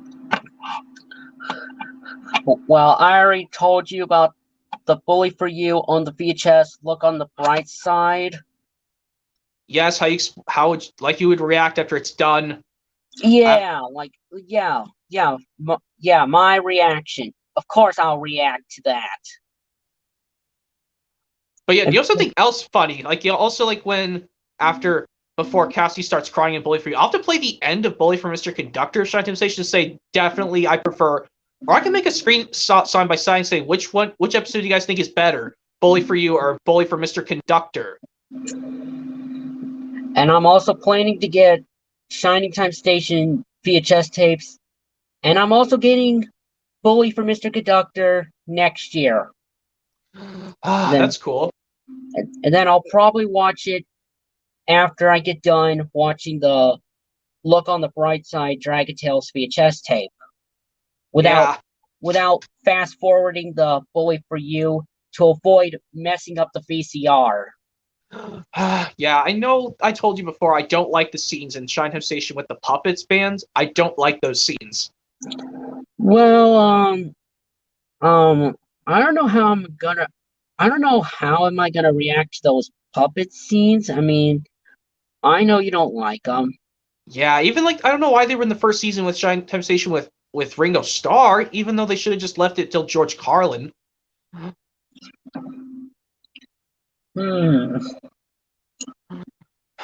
Yeah. Also, when I get the did you know when I watched the Shineham Station Bully for Mr. Conductor VHS all the way through, they had a bonus Seymour Presents thing at the end. I mean, yeah, you don't have the Shineham Station Schemer, the world. Of course, I remember having Volume 1 Schemer, The World According to Me on VHS as a kid. I liked some of them. But it's too bad they didn't release the other ones onto VHS, even though you can find the How to Have Good Table Manners on Billy's Party on VHS.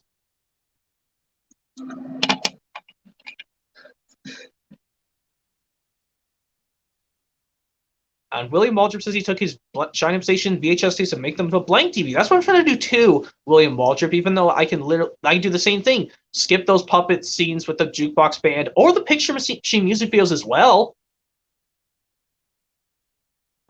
But like I said, I think I had The World According to Me of Schemer of VHS as a kid. I gotta say, my favorite ones were this cool one. This one I always had to play on a loop. This one part, like when Schemer does this, when he does his hair thing on the mannequin, he goes, bong. And then also when he tells, and then also he goes, yes, it is. I agree completely. It is. I like it too. And it says, that sure is, but if everybody dressed like you, then it wouldn't be style a la Schemer anymore. Yeah, it's called How to Have Style a la Schemer.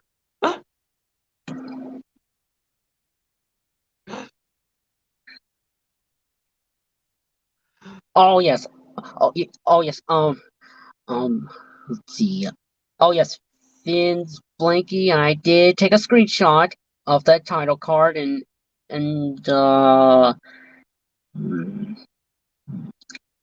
Oh yes, I add Bill and Ben, of course. I already did that. And then what else?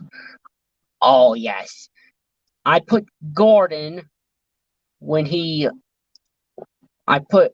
Oh yes, I made an image of Gordon, who is mad after watching whatever happened to SpongeBob from Diesel's Devious Deed when he says, "Duck called me a galloping sausage."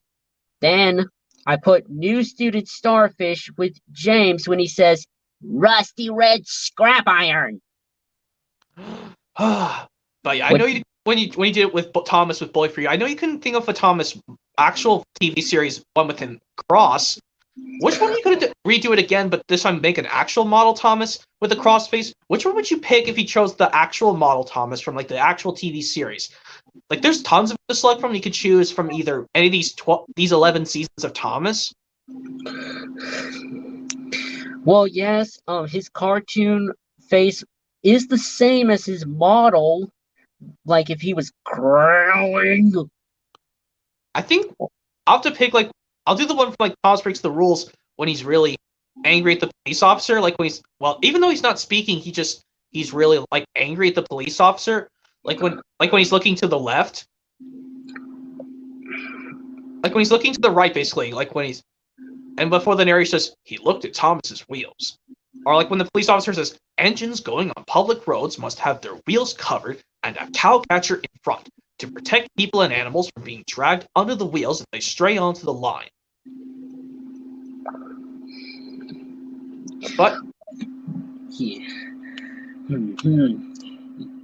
that's a good one to use for his Tom that growling Thomas face from the model series. Well, I was trying to make sure if it's some of his model body parts. Well, if it's not cut off, like we won't see the back of his cab and even his top funnel. That's why. So that's why I used the cartoon Thomas, That's but with why. the That's why I decided to use the cartoon Thomas looking cross. That looks the yes, same as his model. yeah, and William Waldrop says James reminds me of Squidward. LOL. That's kind of funny, William Waldrop. And Derry Williams says, "What about Edward the Great?" I like that episode. Like this one, it's kind of like how Michael Brandon says with Gordon's Spencer's just a big silver show-off, sniffed Gordon, and everyone agreed. Yeah. Or about this scene where he says, "Edward is a voice of steam," but then he cheers out, "Well done, Edward! You are a credit to the railway." Yeah, like Gordon realized what he said in the first place when he passed Spencer, who was sleeping. Yeah.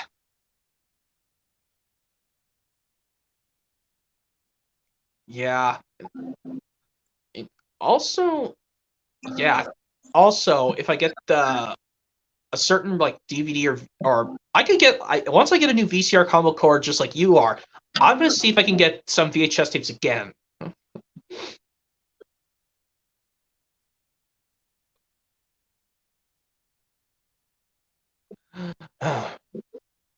Yeah. I think it's funny when the policeman said "Hoy you" at Toby Ringo Starr's impression. Yeah, it's in the both UK and US version, but George Carlin he says "Hey you."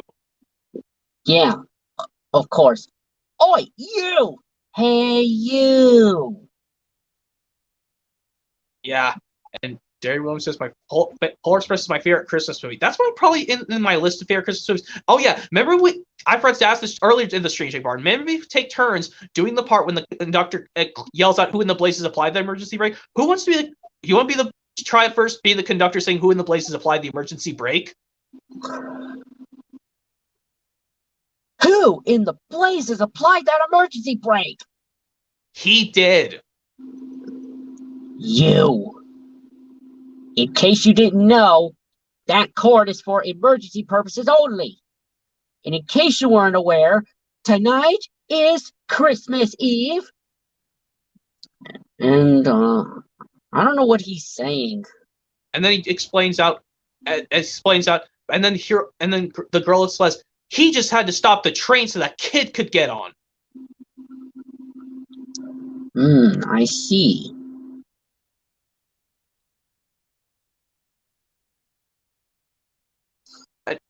And then he explains, young man, is that what happened? Yes, and the hero boy shakes his head yes. I mean, nods his head. Yes. And then the conductor says, well, let me remind you, we are on a tight schedule.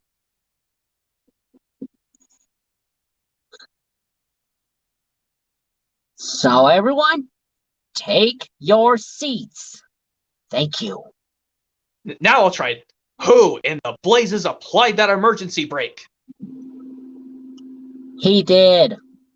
You. In case you didn't know, that cord is for emergency purposes only. And on top of that, tonight is Christmas Eve. And then, do you think you could do the impression of the girl saying he said to stop the train so that kid could get on? I'll see let's see. He has to stop the train so that kid can get onto the train. I see. Young man, is that what happened? Yes. Well, you're mind. We are on a very tight schedule. Well, and I've never been late before, and I'm certainly not going to be late tonight. Now, everybody, take your seats, please. And then, and this is just, your attention, please. Are there any Polar Express passengers that need of refreshment? I thought so. Yeah, and the Hot Charlotte song starts to occur, yes. Yep.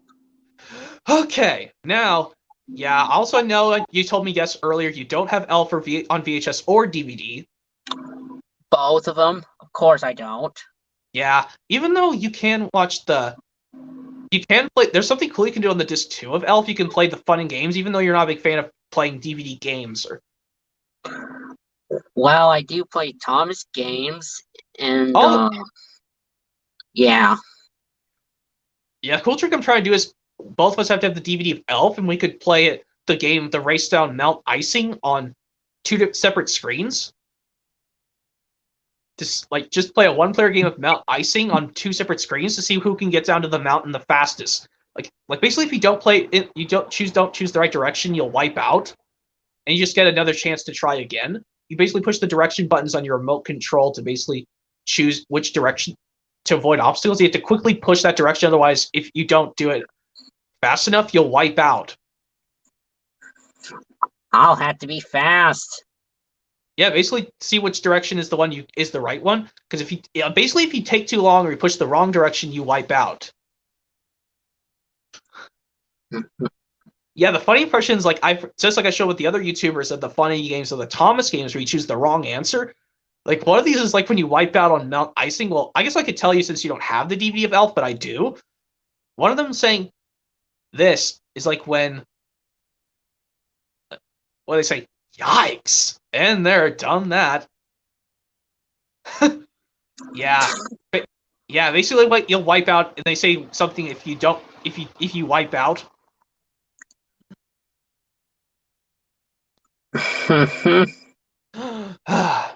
Yeah. But I said, yeah, if I get those 2 Brave Little Toaster films on DVD, the sequels, I'll only watch To the Rescue but avoid Ghost to Mars.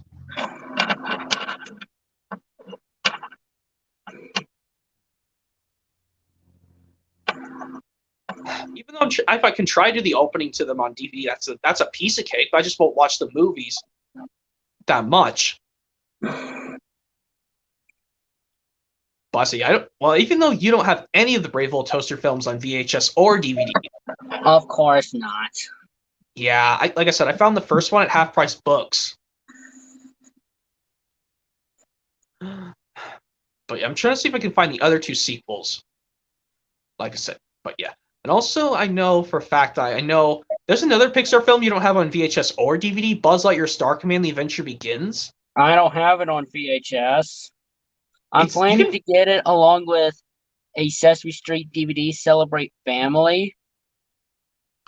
That's cool.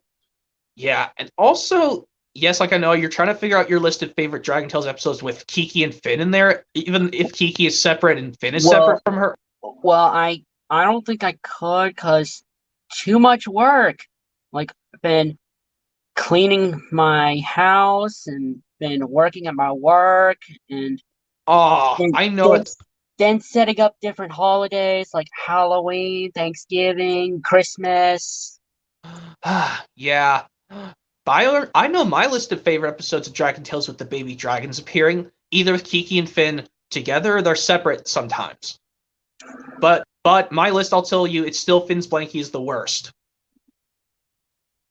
And yes, I did put Bill and Ben looking cross at it. Yeah. So yeah, I'll start from 8th place. Yeah, starting at 8th place is Finn's Blankie. 7th is Room for Change. What was it? Oh yeah. So I'll put Baby Troubles as the 4th place spot. So yeah. So we'll start with. Because also going to tell you, Just for Laughs is another one of my favorite episodes with the baby dragon. So that and Cassie the Green-Eyed Dragon are my all-time favorites. So yes, 8th place Finn's Blankie, 7th is Room for Change. I think Back to the Storybook is 6. Let's see, 5th is Moving On. Wait, no, 8th, 7th, 6th, 5th. Yeah, 5th place is Moving On. 4th place is Baby Troubles. 3rd is The Shape of Things to Come. 2nd is Just for Laughs. And finally, my all-time favorite, number 1, Cassie the Green-Eyed Dragon.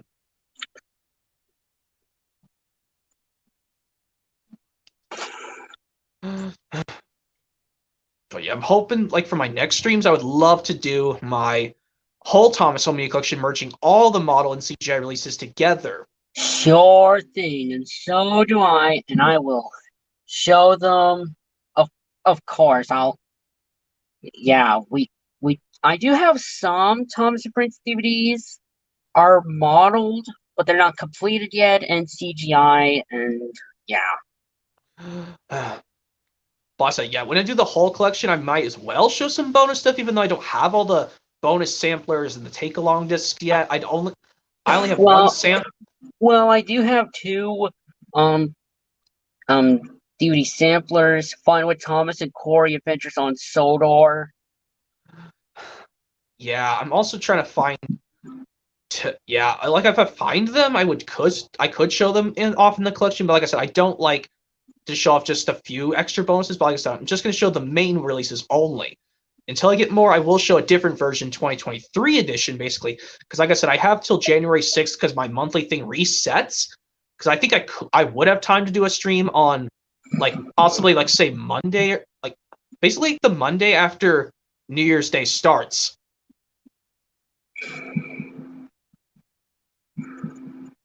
So yeah, I think Monday, January 2nd, I'll probably do some streams before my monthly thing resets.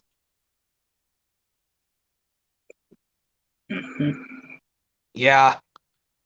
And also, yeah, I know for a fact that I know that, yes, I already did the part with Cassie kissing Finn in The Shape of Things to Come, so I'm not going to do it here again. Yeah, so, you already done that, so it's fine. So, yeah. But I know that there's, like, also when I watched The Shape of Things to Come, like, when Max brought the wrong the wrong shaped object to not fit, it wouldn't fit in the circle cutout, I was like, that's an oval, Max, not a circle. Like, can't you look at Thomas's wheels? Or look at our profile pictures on our streams, like our YouTube channel profile pictures. Or maybe your toy cars. Like with like circles on their wheels. Of course. Or maybe my DVDs. Or your Blu-rays. Yeah. even though I know Max doesn't act like a spoiled monster in season 2. Not anymore, and not even season 3. Yeah, I can even do Max's deeper voice of season 3. I can think of some impressions. Yeah, I think there's some of my favorite impressions. And what about Thomas's buffers? They're something too. And Like even his front cab windows and maybe his faceplate. Yeah, William Waldrop says I can't wait to do live streams on my YouTube channel. That'll be exciting, William Waldrop. Then you can finally join my streams finally. Yeah. Also, yes, I know. Yes, I already did. Also did my reaction when I watched Finn's Blankie so many times, but I couldn't just stand him crying so much. In Finn's Blankie. Well, next year, well, yes, next year I am planning to watch the Tale of the Brave DVD next year. Like, if I get mad at that part with Percy, like I said, being a psycho agent to Thomas, I'll have to pause the movie so I can calm down and watch the Finn's Blankie episode. And then when I watch the Soldier's Legend of the Lost Treasure with 3 parts with Sir Topham Hatt raging on Thomas, including the third and final part where he yells out his full name, I'll have to watch a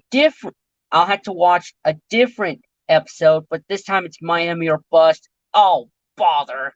Like, yeah, I made Toby said, bother, Miami or Bust. But yeah, yes, I know, like, when Emmy forgot to tell Max about the dragon skill, but she did that anyway, and as a big result, she didn't even get punished at the end.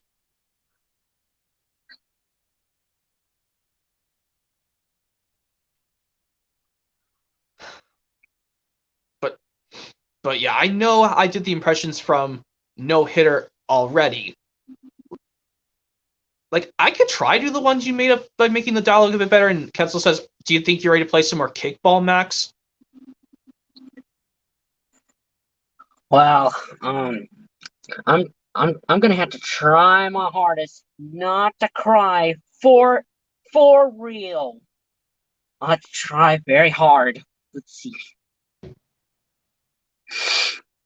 I don't think so, Ketzel. You alright, Max? No. Oh, I'm so sorry. And then everyone notices Max is upset. Oh, what's that? I think Max is upset, you guys. Just like I was upset when he kicked my tail. Let's go see what the problem is. Yeah, Ard. Where did I get Ketzel from?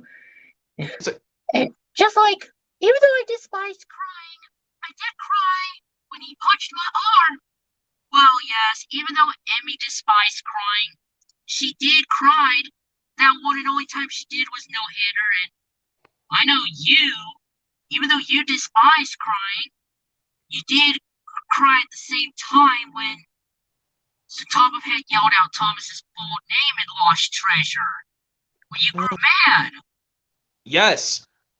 But yes, I also did the fan made. Yes, I'll try to get. Oh, I think something's wrong with Max. Let's go see what's wrong with him in the timeout. I'm not done yet. Well, oh, you're not doing. Well, I sometimes get heartbroken. What else? Oh, yes, next year I will watch the Lost Treasure DVD and react to those 3 parts with Sir Topham Hatt raging at Thomas. Okay. Yeah. All right, back to me dialogue for no hitter.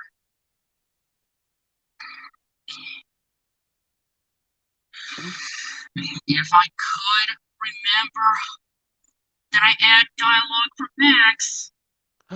I think we should not do it. Yeah, I think we should try it for another time. Yeah. Yeah. think. I'll have to go back to my Fantasy Bears episode clip, Too Much Birthday, where I made my dialogue in the comments, and I mean, you could probably show me it, or is that not a good idea?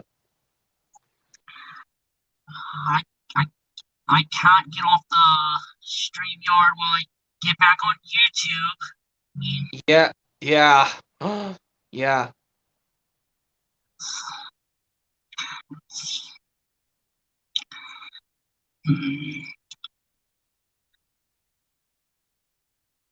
But yeah, the two-headed dragons, including Cassie, Emmy, and Ord, went to see what's wrong. Yeah, but we can. Oh, here's something else I would also like to tell you.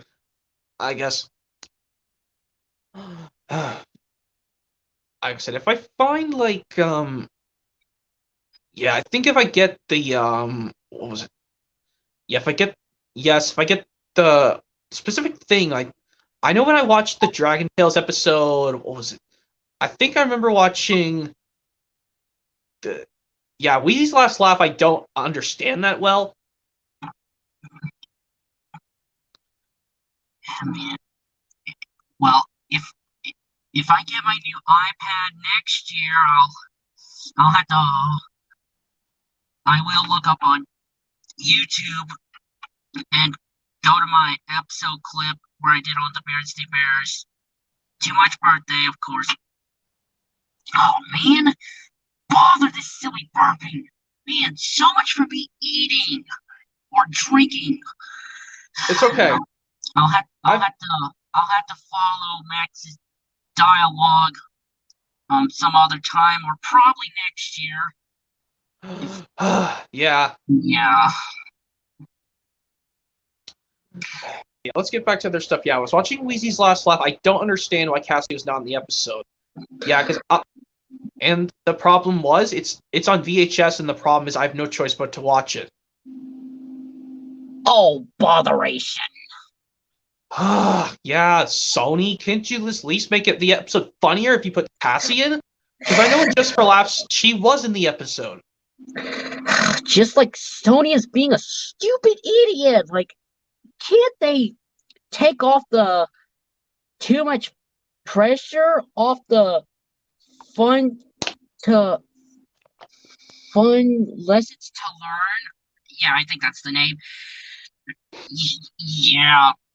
And maybe merge to fly with a new friend and put all the two parts and merge it into one full episode and put all that glitters in Sail Lato Enrique, because Sony Enrique appears in all that glitter, so what the barnacle? Yeah, like, what the heck, Sony? Why can't you just put another episode so they can have another episode we've never seen on DVD of Dragon Tales from Season 3? But I'm demanding you right now, Sony, you better not put Finn's Blanky on a Dragon Tales DVD at once.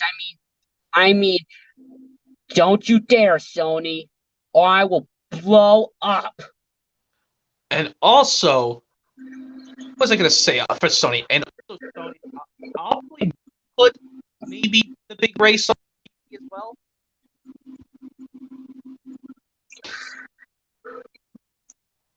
Because I actually do know the funny part in the big race. Like, you know, when they're about to crash, it literally goes, uno, dos, tres, to the re, I love this. Ah! And they crashed.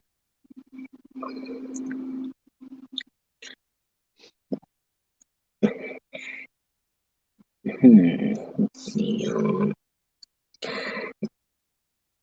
Yeah, that would have been better if they would have put all that glitters in Sail Lato Enrique, because probably next year, when I watch the Thomas and Friends movie next year, The Great Race, where there's two parts that we kind of don't like, Annie and Clarabelle being liars. Yeah, it's like when Anakin shout out liar at Padme in Revenge of the Sith. Or maybe Obi-Wan, if I could remember, even though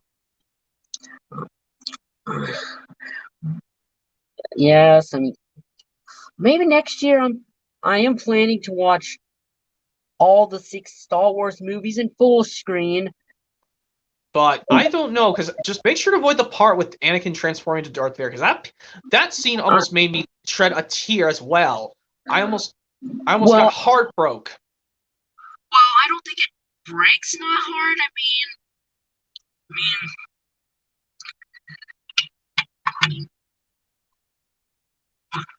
I mean, it is kind of sad, of course, but yeah, Annie and Clarabelle, they're liars to Thomas, and then Thomas had to stay left behind at the Steamworks, which puts us back to watching Thomas and the Special Letter in a way. Yeah. But at least he was able to go still for some reason, because Victor gave him orders to go, because he can't take the valve to Gordon himself. So Thomas had to take the valve instead, because I know Gordon refuses to stay still. Yeah, I think it was Gordon's fault in the first place for not even staying still. He could have just waited until the valve was on, then he could have gone. And that would have been sillier. He and Thomas both would have stayed behind, because, Gordon was not waiting patiently, and Thomas was still damaged, and both of them wouldn't even be able to go. I know Thomas is damaged. I mean, I get it, and so, yeah, after I hear Annie and Clarabelle lie to Thomas, like when Ashima puffed away out of Maithwaite Station after Annie and Clarabelle lied to Thomas, I would have shouted, "Liar!" And then, what else?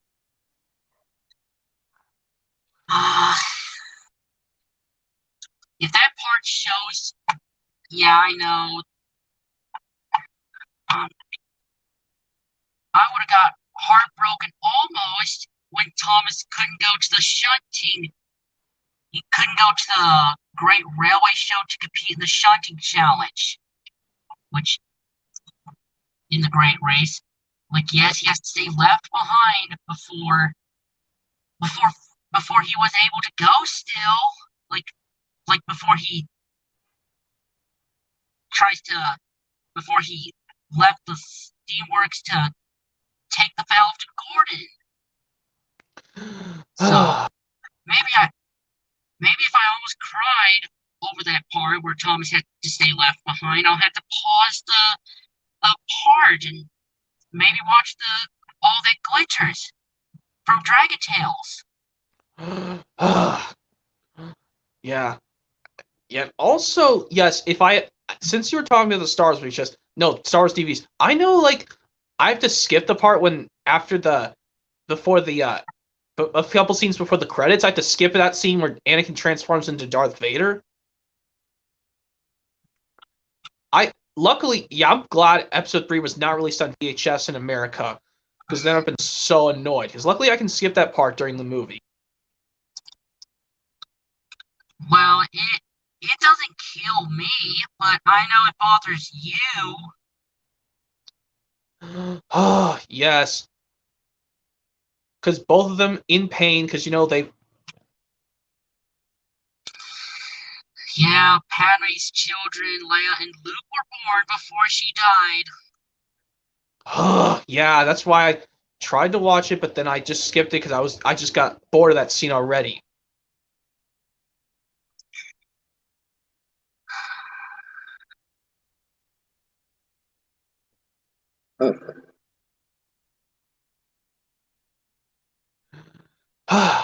But yeah, I think that another episode of Dragon Tales I would like to know. Yeah, I've watched the episode all together now. I like this funny part. Max says to Ketzel, "Ross, yes, Ketzel," and then he screams out Donata. Just Donata! Oh, I do hope I could get that Sail Law to Enrique next year on DVD, along with Barney, It's Time for Counting, and The Wiggles wiggle dancing live in the USA. Yep.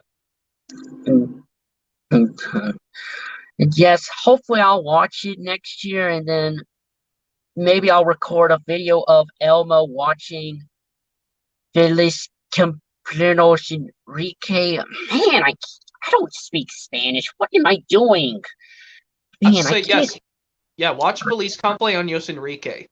Yeah, it's too hard to read since it's so hard to read that episode title since it's in Spanish. Yeah, just like this one episode, it's Spanish for Teacher's Day, El Dia de Maestro.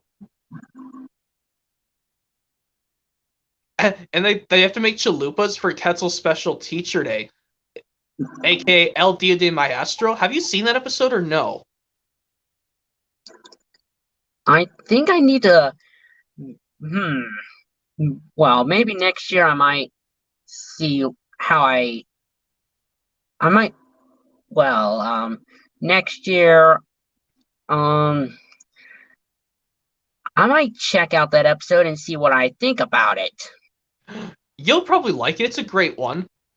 And yeah, there were some other movies I was gonna tell you I was gonna get you for on full screen DVD because I know you. What was it? Oh yeah, I think I saw. Like I told you, yes, you don't have the Jungle Book 1 or 2 on DVD yet. I don't think so. I've seen the Jungle Book 2 on DVD, just not the first one. Also, The Italian Job. I'm sure you'll like that movie. It's good.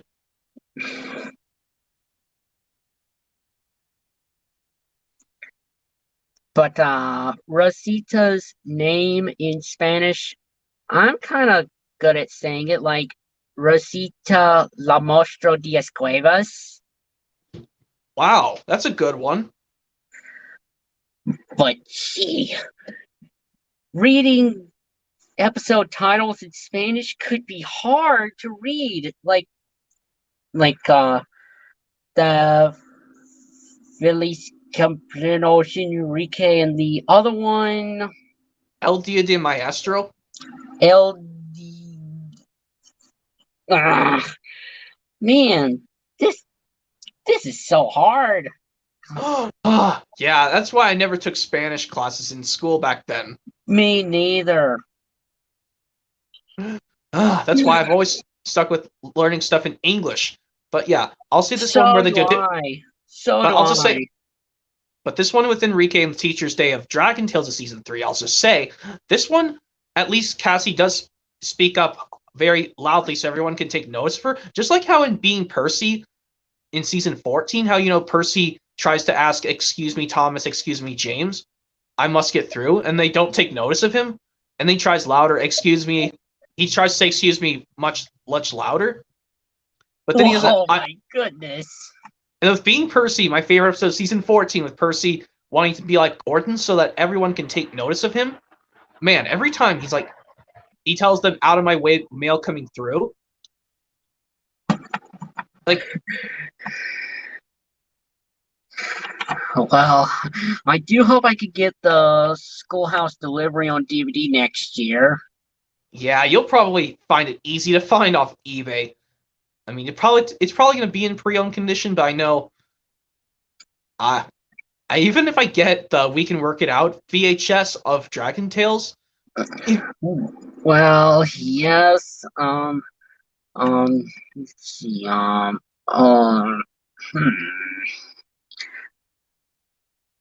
Yeah, We Can Work It Out and Solve It Together. Both of them on VHS, along with some other DVDs. I'll have to look up on my image to see what they are. Yeah, I know you don't like to use Amazon to get DVDs off the site, but you probably use eBay. Well, I don't know. Well, next year I am planning to get Thomas's Christmas Party and Christmas Wonderland on VHS, along with oh wait. I couldn't get some Dragon Tales DVDs individually on DVD because some of them are hard to find, like Adventures in Dragonland, Easiest 1, 2, 3, and so I'll have to get in some kind of DVD box set with Let's Start a Band. Like in a DVD box set, you're saying, or it's like a VHS box set? DVD, I meant to say. Okay, so I think there are some VHS box sets of Dragon Tales tape sets, but they're really expensive. And what you were saying about the Star Wars original trilogy on VH, you said you were going to get the one from, which, you said they went from 2000, yes. Okay, the one that looks like the style of the prequels on VHS in a way. Yeah. Yeah, it's almost like the art style as the 1997 version, except that's just the same spine artwork as the prequels. But except the only difference is that 4 and 6 are white, but the only one that left the normal black color is 5.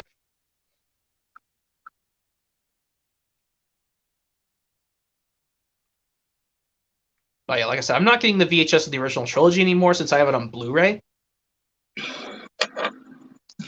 It's fine since you have the original trilogy on Blu-ray.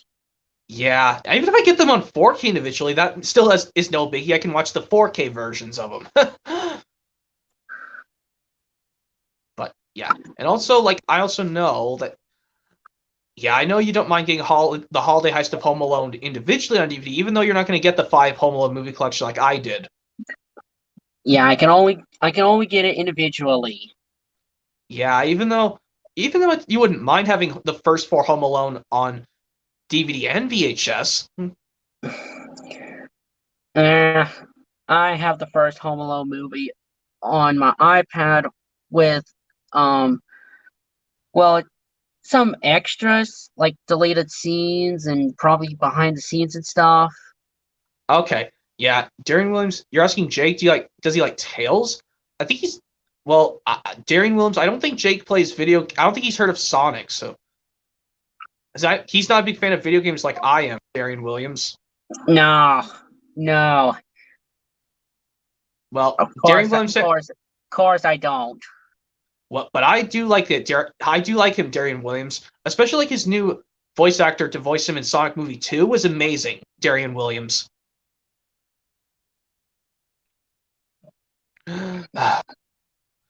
So yeah, I think another one.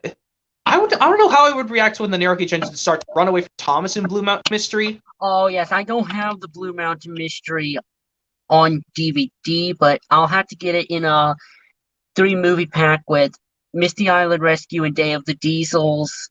Yeah, along with Steam Team Collection with Splish Splash Splosh, Thomas and the Runaway Kite, Creaky Cranky and the Lion of Sodor, and the 2 SpongeBob VHS tapes, Nautical Nonsense and Sponge Buddies.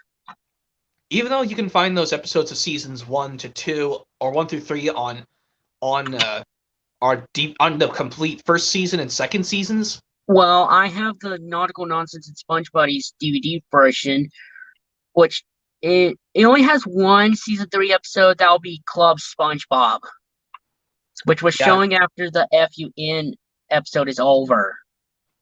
Yeah, but can I tell you, I also have to skip the episode Wormy on season 2. What? Because of the scenes of what happened? Because of these freaky scenes of showing Wormy with a monster butterfly close up, they're just freaky. Oh my goodness! Well, it used to scare me, but not anymore. But well, it did kind of show like a horsefly and make some buzzing noises before.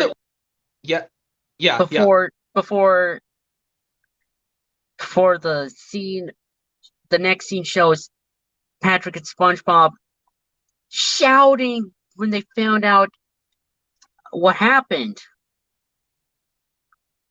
Like Wormy has been turned into a monster, a butterfly eating monster.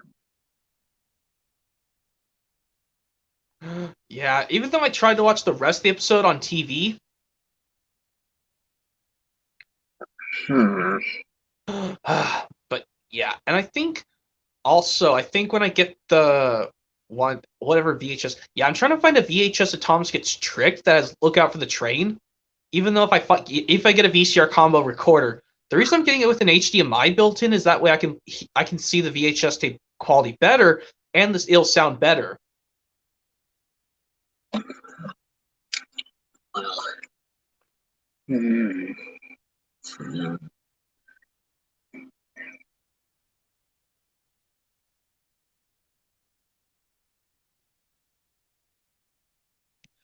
Yeah, but also I know like when Anakin and Obi-Wan start to fight at the end of Revenge of the Sith of Star Wars, even like I know this also funny scene is when Yoda goes to see Emperor Palpatine. I can do his impression, Yoda. It says, "What an apprentice you have, Emperor. Or should I call you Darth Sidious?" And what was I trying to think about? Oh yes,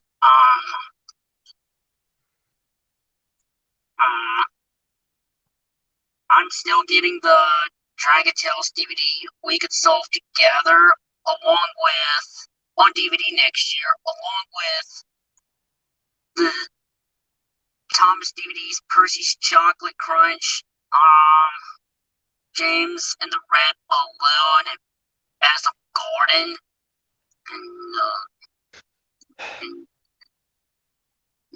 Barney Songs from the Park, and Happy Mad, Silly Sad, and Kipper, Pools, Parks, and Picnics. Yeah, and Darian Williams, I've seen both Sonic movies. That's cool. The Sonic movie 3 is not going to release till next 2 years. Darian Williams, I heard it's supposed to be delayed till December in the next 2 years.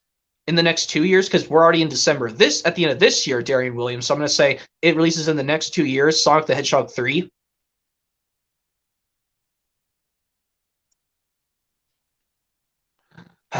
But yeah, you're saying about the tapes of Dragon Tales you're going to get with Thomas and Wiggles and Kipper and Well, I was talking about the DVDs, not the tapes. Okay, DVD. Well, some are DVD, yeah. Well, yes. I'm also getting We Can Work Out Together and Believe in Yourself on DVD, along with the Wiggles, Wiggle Bay, and Top of the Tots, and James and the Red Balloon and Percy's Chocolate Crunch on VHS as well.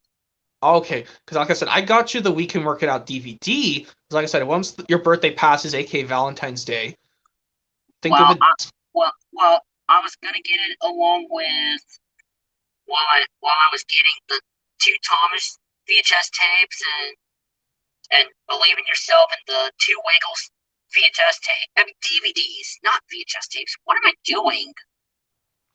Oh, it's fine. But yeah.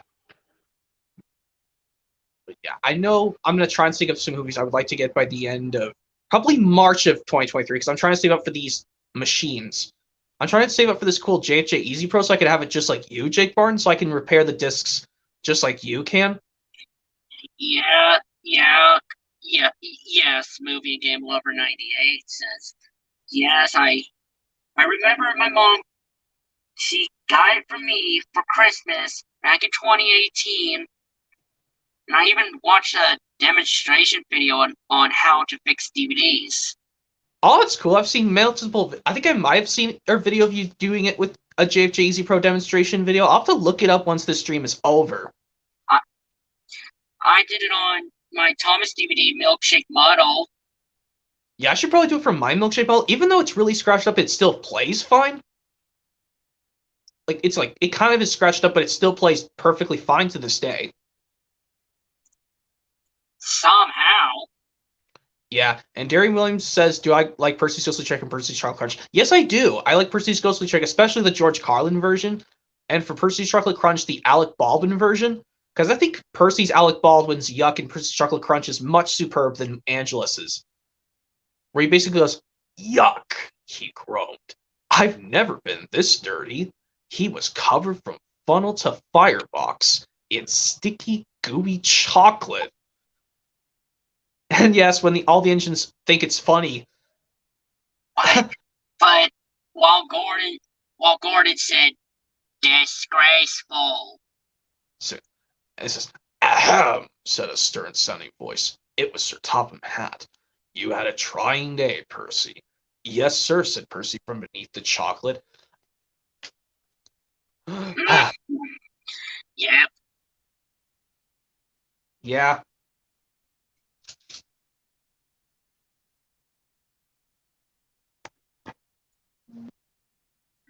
Yeah, I know for a fact that well, yes, if I get that Berenstein Bears DVD you told me the name of that has the Too Much Pressure, but I can literally skip it since that's no problem. Fun lessons to learn. Yes, of course. As long as it's not the first episode. Well, even if it's the first episode, I can literally skip it. But if it's the last episode, I unfortunately have to select each episode, which is not good. Even though I don't know what, but even though it's placed as the 5th episode, that's no problem. I can skip it.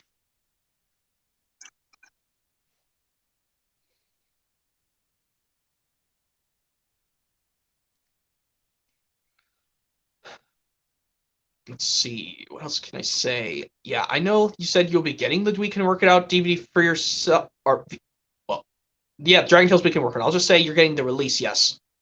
Of course. Well, even though I did get in the lot with our amazing pets, and yes, I'll be doing a 2nd edition Dragon Tales DVD collection stream, and yes, you're absolutely invited to that. So I can show every release from Dragon Tales Adventures in Dragonland to our amazing pets this time.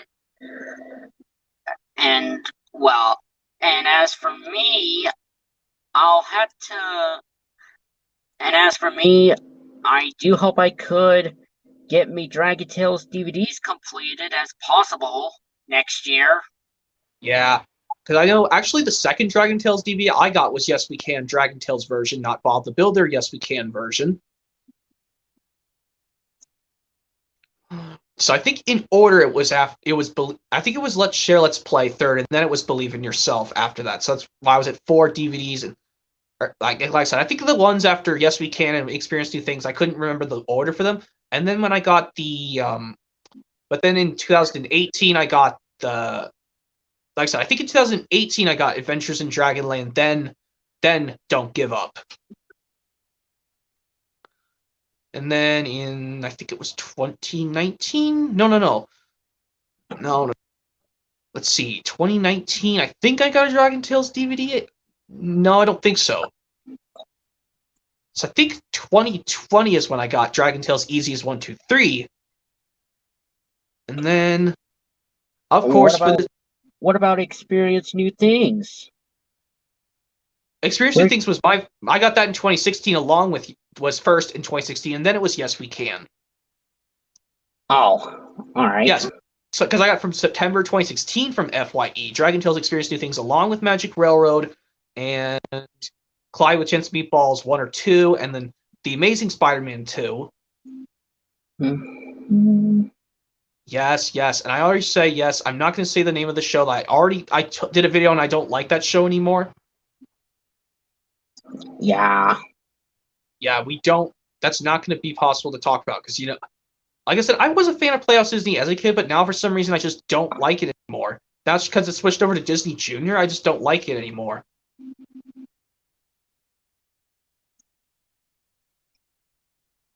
So yes, I think in actually I do remember Dragon Tales DVD I got in 2019. It was Let's Start a Band when I was able to buy with my own money. And then it was It's Cool to Be Me. So I did get 2 Dragon Tales DVDs in 2019. It was Let's Start a Band and It's Cool to Be Me. And then I got Easy as 1, 2, 3. Then I got Easy as 1, 2, 3, and then I think I got some in 2021. I'm not sure. Let me see. 2021, I think I got no. And then, of course, from all the other Dragon Tales DVDs, that I was just missing the remaining 5, including Are the Amazing Pets. So I think I got We Can Work It Out first, and then I got We Can Solve It together. I think I got, but then, I just did the community posting. I got We Can Solve It together and Whenever I'm Afraid. And then I showed Ferris Playing Fun. And then I showed off in Flicka Stream. I finally got the last one, Our Amazing Pets. So basically, from the second to last Dragon Tales DVD to the very last one, I did it from the Experience New Things to Our Amazing Pets. because I did them in a specific order. Caden Zerf says, "Do I like Turning Red of Pixar?" I like Turning Red, Caden Zerf, but I think I find it way too crazy emotional in my personal opinion. That's why I think the two Pixar films of 2022, I gotta say, Lightyear's my favorite.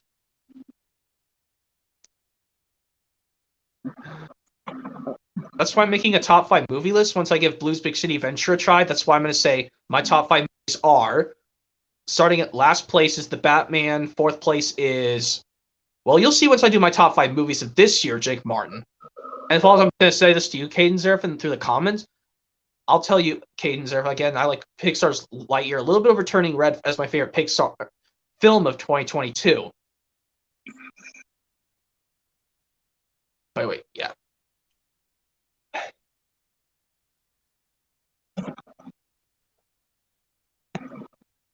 Also, what did you say, Caden Zerf? Do I like Matilda? Yes, I do. It's got Mara Wilson, which you know I like Mara Wilson. I know. She played Lily in Magic Railroad. And she played one of the kids in Mrs. Doubtfire. Because you know it has Robin Williams as well, in Mrs. Doubtfire. Oh, yes, I know. I have it on VHS, and Pierce Brosnan might be in there. Yeah, he plays the guy Stu. I think he plays Stu, Pierce Brosnan.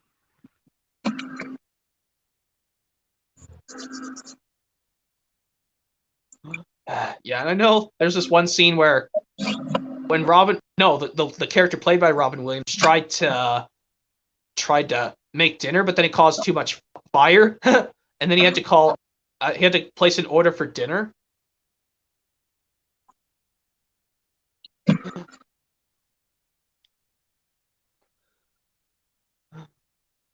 And Daring Moves have I seen? Simple Wish? I've not seen Simple Wish, but the only Mara Wilson films I've seen, like, this is what I know when Dan Finnegan does his movie collection, he just puts out what movies that character's in. Right now, he just did his James Earl Jones movie collection. He put all the original trilogies movies, including the one of prequels, Revenge of the Sith, because, you know, James Earl Jones is the voice performance of Darth Vader, but you know who does the body and costume? It's David Prowse.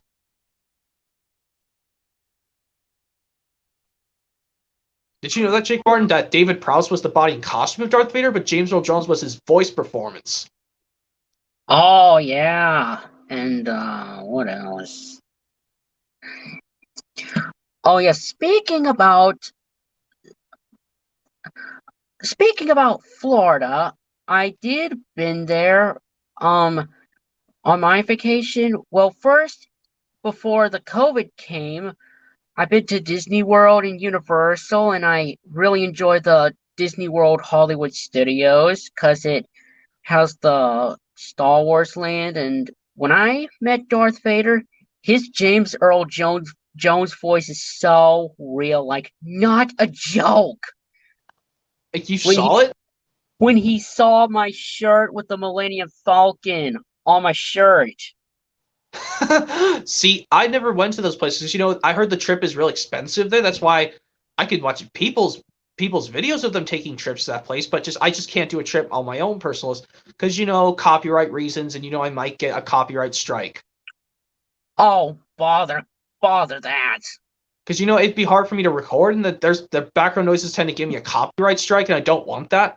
Oh, too many background noises, like background music, like Disney music, Star Wars, Toy Story, and other stuff. But yeah, everything could get you copyrighted, even me. But you can take pictures of them and post them on your community post. I could take pictures of them and post them on my community post. Like, I should have done that when I had my whole family over for Thanksgiving. I could just take a picture of myself saying, be prepared for getting ready to eat Thanksgiving dinner. Even, yes, when my nephews are over, I know that. But even I could just take a picture. That's not bad. That doesn't bother. That's not disturbing at all. It's just a simple picture, and then. Well, my mom did take a picture of the Millennium Falcon, and before we started to ride, before we were about to get on the Millennium Falcon ride. Oh, it's cool. See, like I said, yeah, and, I'm not. And that Millennium Falcon building is the same real life Millennium Falcon ship as it could be seen in episode 4, 5, 6, 7, 8, and 9. Like all the Star Wars original trilogy episodes, even up to the sequel trilogy 7, 8, and 9. Yes, A New Hope, The Empire Strikes Back, Return of the Jedi, The Force Awakens, The Last Jedi, and The Rise of Skywalker, and Solo, A Star Wars Story. Yeah, I'm trying to get the.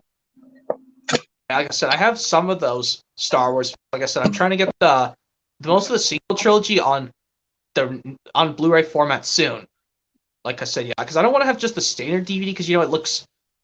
I just not a big fan of the DVD poster arts from modern age, but like even though it looks cool on early 2000s, I just wish they just made it better in the 2010s decade, like starting up when Blu-rays were invented. But yeah. Mm-hmm. But I said, yeah, if I get the JFJ Easy Pro, well, I might have to see like. I mean, so you did a JFJ Easy Pro demonstration before. Yeah. Uh-huh. Like I said, you just didn't do a video of it, right? Yeah, like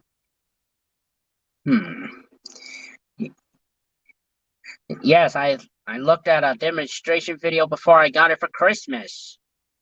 Yeah. Like I said, yeah, like I said, it's on the easy. It's easy to clean up the bigger discs, but because I know I'll be getting it to clean some of my discs, because like I know, yes, it says it can compare any large disc as long as it's movies and games, and yeah. I only do movies, so. Well, yeah, like I said, it can repair any disc, because it honestly doesn't matter. But I would like to see if it would repair my Thomas Trouble on the Tracks PC game, because it's really scratched up. But I said it can repair any disc, so I'm going to see if it will repair it, and see if it'll play in my PC again. Yeah, and then I can do a 2023 edition of my video game collection, starting from. I can show Thomas Trouble on the Tracks and Great Festival Adventures on PC. Yeah. Yeah, and I'm still pumped for Christmas, yeah. So am I. Yeah, hopefully we'll get some cool stuff, yeah. Yep, and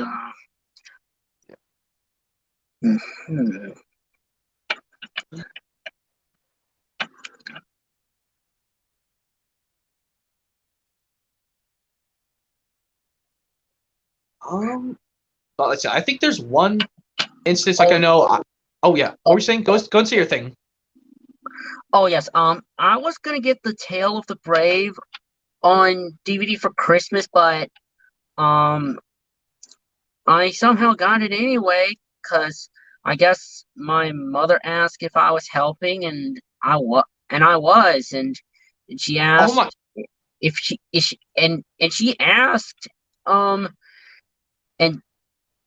if I could remember what she told me, and she asked if when she gets home she's gonna get one movie from eBay, and I chose Tale of the Brave. Oh my gosh, that is so cool. See, that was what I could have done if I helped my dad with something, he could get me something off of eBay. But since I'm an adult, I can do it myself. But I said, yeah, I'm gonna have to wait up buying movies off eBay till I'll probably do it by the end of March. Because like I said, I want to get the JFJ Easy Pro off of eBay by the end of February. Like I said, I think if I have enough, even if I save up tons of money, I might be able to get these things as well, besides the JFJ Easy Pro off of eBay. Well, at least I have the Tale of the Brave on DVD. Yeah, that was. Cause I only have the digital copy code, which, yeah, if I could show this. Yep. But just for Engines to the Rescue. Yeah. And William Waldrop says, I have 3 DVDs coming from eBay. That's cool, William Waldrop. Which 3 DVDs would you say would be coming from eBay for you, William Waldrop? Let's see. He'll eventually answer it in a sec. But yeah. Yeah, I think it's 9:30, Jake Barnes. So I think we'll do this for 15 more minutes. Well, mine says it's 8:30. Okay, yeah. So I think around it gets close to around 10 o'clock, quarter to 10 in my area. We'll stop. So yeah, we'll do it for this. We'll just chat for other things for 15 more minutes. Okay. So yeah, I think when I was also telling you for some examples where Max can be funny in season 1, despite his Danny McKicken voice can be annoying in season 1 of Max. Or embarrassing. Well, I know there was one example. You know what? There's one. He's acting all silly at the end of Ketzel's Magic Pop-Up book. Oh my god.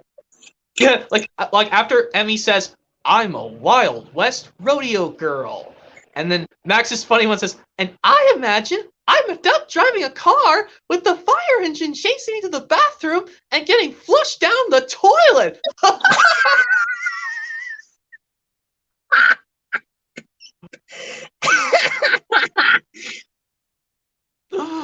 Yeah, that is funny. Oh my goodness. Oh. Yeah, and yeah, I think there's another. Let's see if there's another funny example. And what about True Blue Friend? Think True Blue Friend? I think. I think when Max does this funny thing when Emmy exclaims, cries out, "Oh no, that Dragonland paint will never." Well, she just cries out, "Oh no, that Dragonland paint will never come off," and then Max says, "Fooled ya!" and then they laugh and the episode ends. Oh my goodness. Oh man.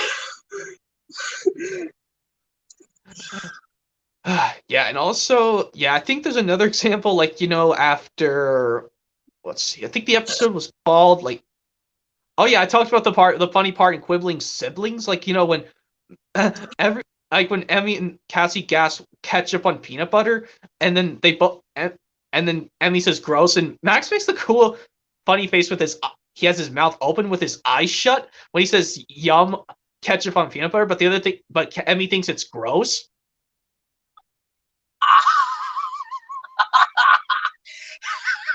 I would never eat peanut butter with ketchup in real life. I would have puked. Like if you tried ketchup on peanut butter? Yeah. But yeah, I think another episode like Dragon Tales I can think about. Yeah, also like when I watched the episode Three's a Crowd. Yes, when Emmy says to Cassie, "What? That's not true." Just,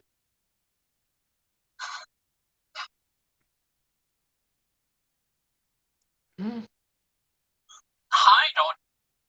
don't know how I'm gonna react to Three's a Crowd. let me think. I think another episode I would try to think of. You know something else cool when I watched the episode Sticky Situation? Not Thomas and Friends Sticky Situation's the release, but the episode from season 2, Sticky Situation. Yeah. That episode should have been on Amazing Pets, not Green Thumbs.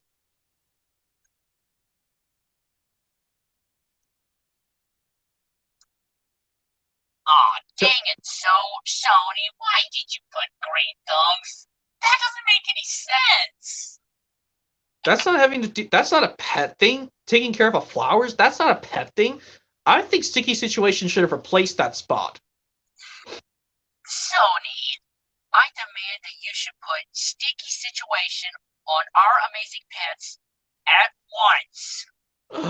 Yeah, and also like when Max and Emmy's mom call for them at the beginning of Sticky Situation, they say like their stuff's gonna get donated to Goodwill. They seriously would have a place called Goodwill, just like there's a Goodwill store in my area in real life. No way! No way! It's like when I watched Sticky Situation, I was like, "What? Goodwill? Hey, I know that name. That's the place I work at." Holy crap! I was like, that was just something Sony was clever with.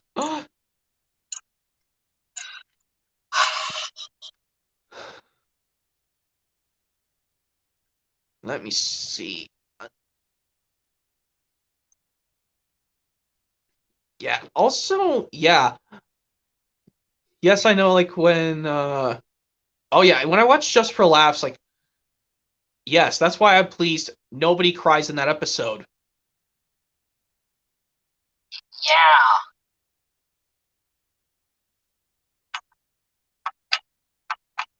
Yeah.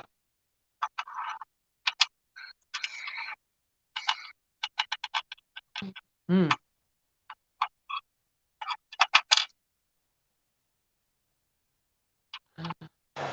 Yeah. What else can I say? Yeah, I know when you used to watch some stuff on TV, like on Nick Jr., for example.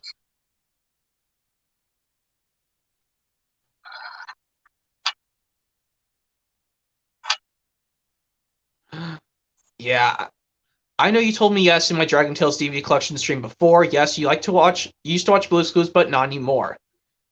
Oh yeah, I understand. Yeah, I just don't know which. Well, I mean, you were still able to watch Blue's Clues on television back in the day. Well, I don't think I. Oh man, my throat's acting up. Oh, it's okay. Man, I'm still not gonna watch Blue's Clues. I'm still not gonna watch that show.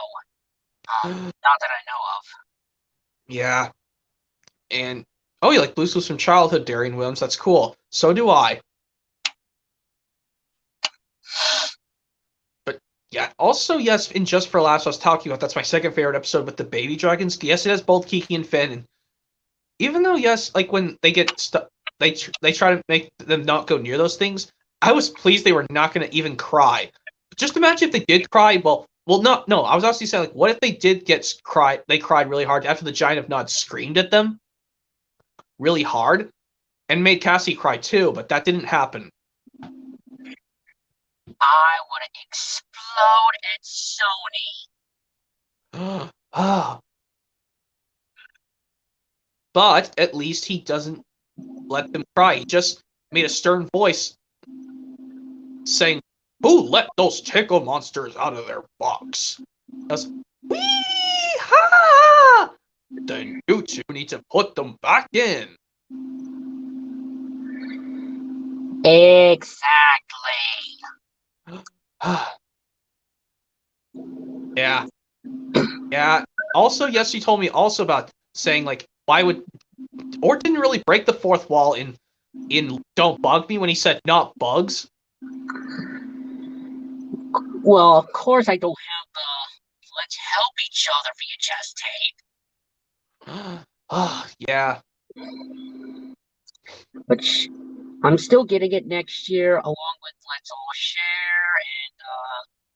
and maybe a Thomas DVD. It's great to be an engine. Bob the Builder digging for treasure and the Wiggles Wiggle Time.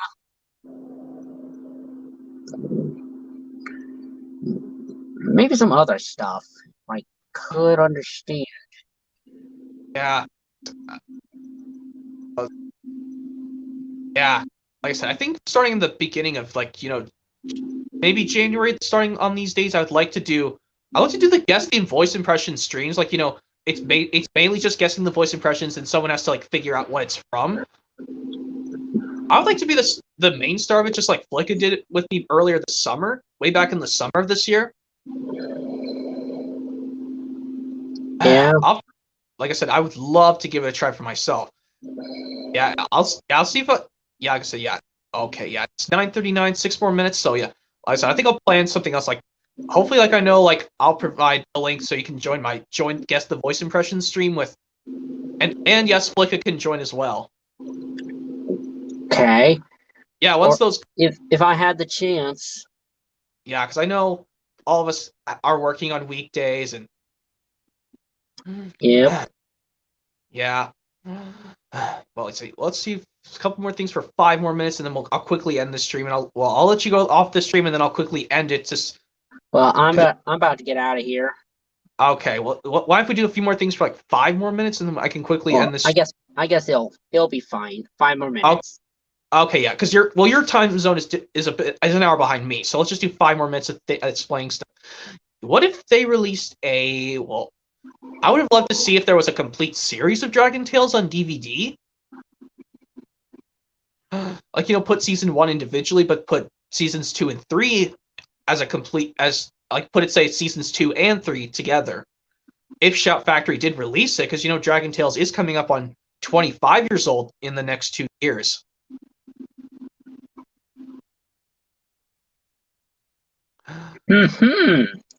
Yeah, I would like to. That might be cool. Yeah, that we don't even have to have these individual releases anymore. I would love to just pre-order those complete series if Shout Factory did release, if they did make one. But like I said, I would like to get those Sesame Street old school releases as well. Yes, I'm planning to get volumes 1, 2, and 3, along with a Thomas DVD, Thomas and the Jet Engine on DVD, and SpongeBob DVD, Sponge Guard on Duty. Yeah. Yeah, that'd be cool to have, because I know, like, I could show you its Great Speed Engine. Like, once I make the Thomas, I'll just say it's going to be home media collection because it merges all the models and CGI releases all into one. And yes, I have to start off with Thomas Gets Tricked, but leave off on a specific release for part 1 and part 2. I'll just say when we left off with that, last left off with that release. Yeah. And yeah, I think there was another instance, like when I watched. I don't know how I would react to Finn crying in Cassie the Green-Eyed Dragon, like towards the end.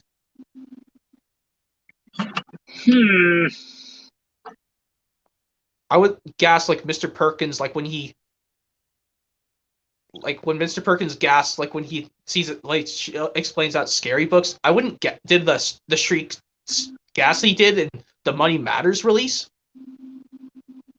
when he was opening a scary book with a spider inside. Yeah. Yeah, that's not how I would react to, like, say, I would go, yeah. Yeah, what else can I say? Yeah, I'd also like to see if Thomas and Friends can make Shout Factory complete seasons releases as well, since we only got the early years box set, which is a shame. Of course it is kind of ashamed. Yeah, but if Shout Factory could release a complete seasons 1 through maybe 10, like 1 through, basically like from seasons 1 through 20 in its own perspective way, like basically go and release season 21 individually, because I only like seasons 1 through 21 of Thomas. Yeah, it is kind of fine. It's fine to have seasons 1 through 21. Yeah, cause like I said, I don't like in season 22 through 24, Thomas's voice actor Joseph May is the narrator as well as voicing Thomas. Like I said, I could have liked if a different Mark actor did the narration while Joseph May still voices Thomas. That would have been better. Like Mark Hamill, who played Luke, or Mark Wahlberg, who plays he plays the one guy in the movie The Other Guys. Well, I know he played Dusty from Daddy's Home and Cade Yeager from Transformers. Oh, cool! I've never seen Transformers. Maybe I'll have to give them a try one of these days. And I do have the 4th movie on my iPad, and I know John Goodman, who voiced Sullivan from Monsters University and Inc. He voiced Hound. Oh my gosh, that's so cool! Maybe I'll give that movie a try. Excuse me. But anyways, yeah, and yeah, that's fun to watch. But yeah, I think it's gonna reach 9:45 in my area. I think it's gonna reach in like a few seconds. And do I like Onward, Caden Zaref? Yes, I do. But yeah, I think it's 9:45, Jake Barnes. So I'm gonna go ahead and end off this stream. So I'll let you go since it's 9:45 in my area, aka 8:45 in your area. Okay. And I'll go ahead and end off this. Yeah, I'll let you go, and I'll quickly end off this stream to say to quickly sign Okay. off. Yep. All right. So, yep. Yeah, thanks for being on the stream, and hopefully stick around for more coming soon. No problem. Yep. See ya. See ya. Well, anyways, yep. That's it for this chat stream, everyone, for December 13th, 2022. Yep. Hopefully, some of you guys had a fun time joining the stream, and hopefully stick around for more coming hopefully in the future, in the next couple of weeks, and hopefully you guys are looking forward to it, and hopefully, yep, it'll be fun. So, yep, goodbye for now, everyone, and hopefully you guys had a fun time joining me on this December 13th chat stream.